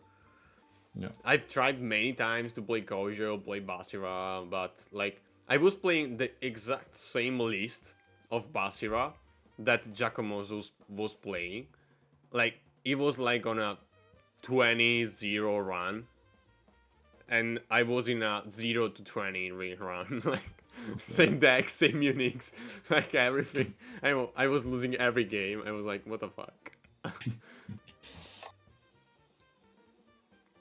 Oh, interesting. The Opera House is actually making it into. There's still the timeout win. GG. So the tournament is over. Let's see. Yeah. Yeah, no, Bravo Sutter 5th. Unlucky. So, the tournament came to a conclusion. So, GG to everyone because like it is one of the most competitive tournament around right now because like you don't face like the more casual players, so you have just really strong players playing. So it's always amazing to see you guys play. And so we have the final standings where Cat with the Dream Festival, as said, is the winner of this 400 Elo Plus tournament. GG, incredible. Then we have Poppyette coming second. So basically the lose on time on that game cost him basically the win. Because yeah, he ended up 4-1. Totomat third and Siglot fourth. Siglot was playing Sigismar, right? Yeah, I think so. Yeah, exactly. So we have Rim Festival, Traced, Sigismar, Atsadi, Sigismar as well, Soul. So GG to Sal Alamos to bring light to these new heroes. Laura was playing Fan, I believe. Another No, I think boss. it was also Sigismund, right? Laura, I think it was Festival I think it because we was. saw in the first round like Anthony against Laura, and it was the Mirror Fan. Okay. I Yeah, I that might think. be correct. Okay, yeah. And Makes then there sense. is another boss here, but basically the top 8 is this one. Yep. So, well, I will reach you out for your prizes, for your tokens to the top 4, as said. Thanks to you guys, and let's go, Muna. Yeah. And yeah, the adventure pass is on the Discord channel where you have the BGL link. I will pin it as well another time. And yes, Runefolk, thank you for coming. Thank you for the time spent together. It was a pleasure as Yeah. always. And Yeah, was a lot of fun here. yeah, and Just getting to see some altered, always great. yes, exactly. And I will probably reach you out at some point for the singleton tournament if you're free to cast, or if you want to play, you can Yeah. play. I will find someone else. Yeah, sure. Yeah, you have a title to defend on the singleton tournament. And yeah, for everyone else, there will be the giveaway of the playmat that I showed earlier. I actually don't know where it's gone now. Oh, it's here. So there will be this playmat as a giveaway, and I will put some infos on our Discord. And yeah, on Tuesday the Altered Team League will start, so I'll be here joined by the Bravo Sutter. So another great caster and also great player coming fifth in this tournament. So yeah, I hope to see everyone there for the first week. And yes, for me, it's time to go to sleep, I guess. That's true. It's late already. Yeah. Yeah, thank you very much once again, Runefolk. Always a pleasure to speak with you. And Yeah. yeah, see you guys in next video or next time on Twitch. Peace. Yeah. See you.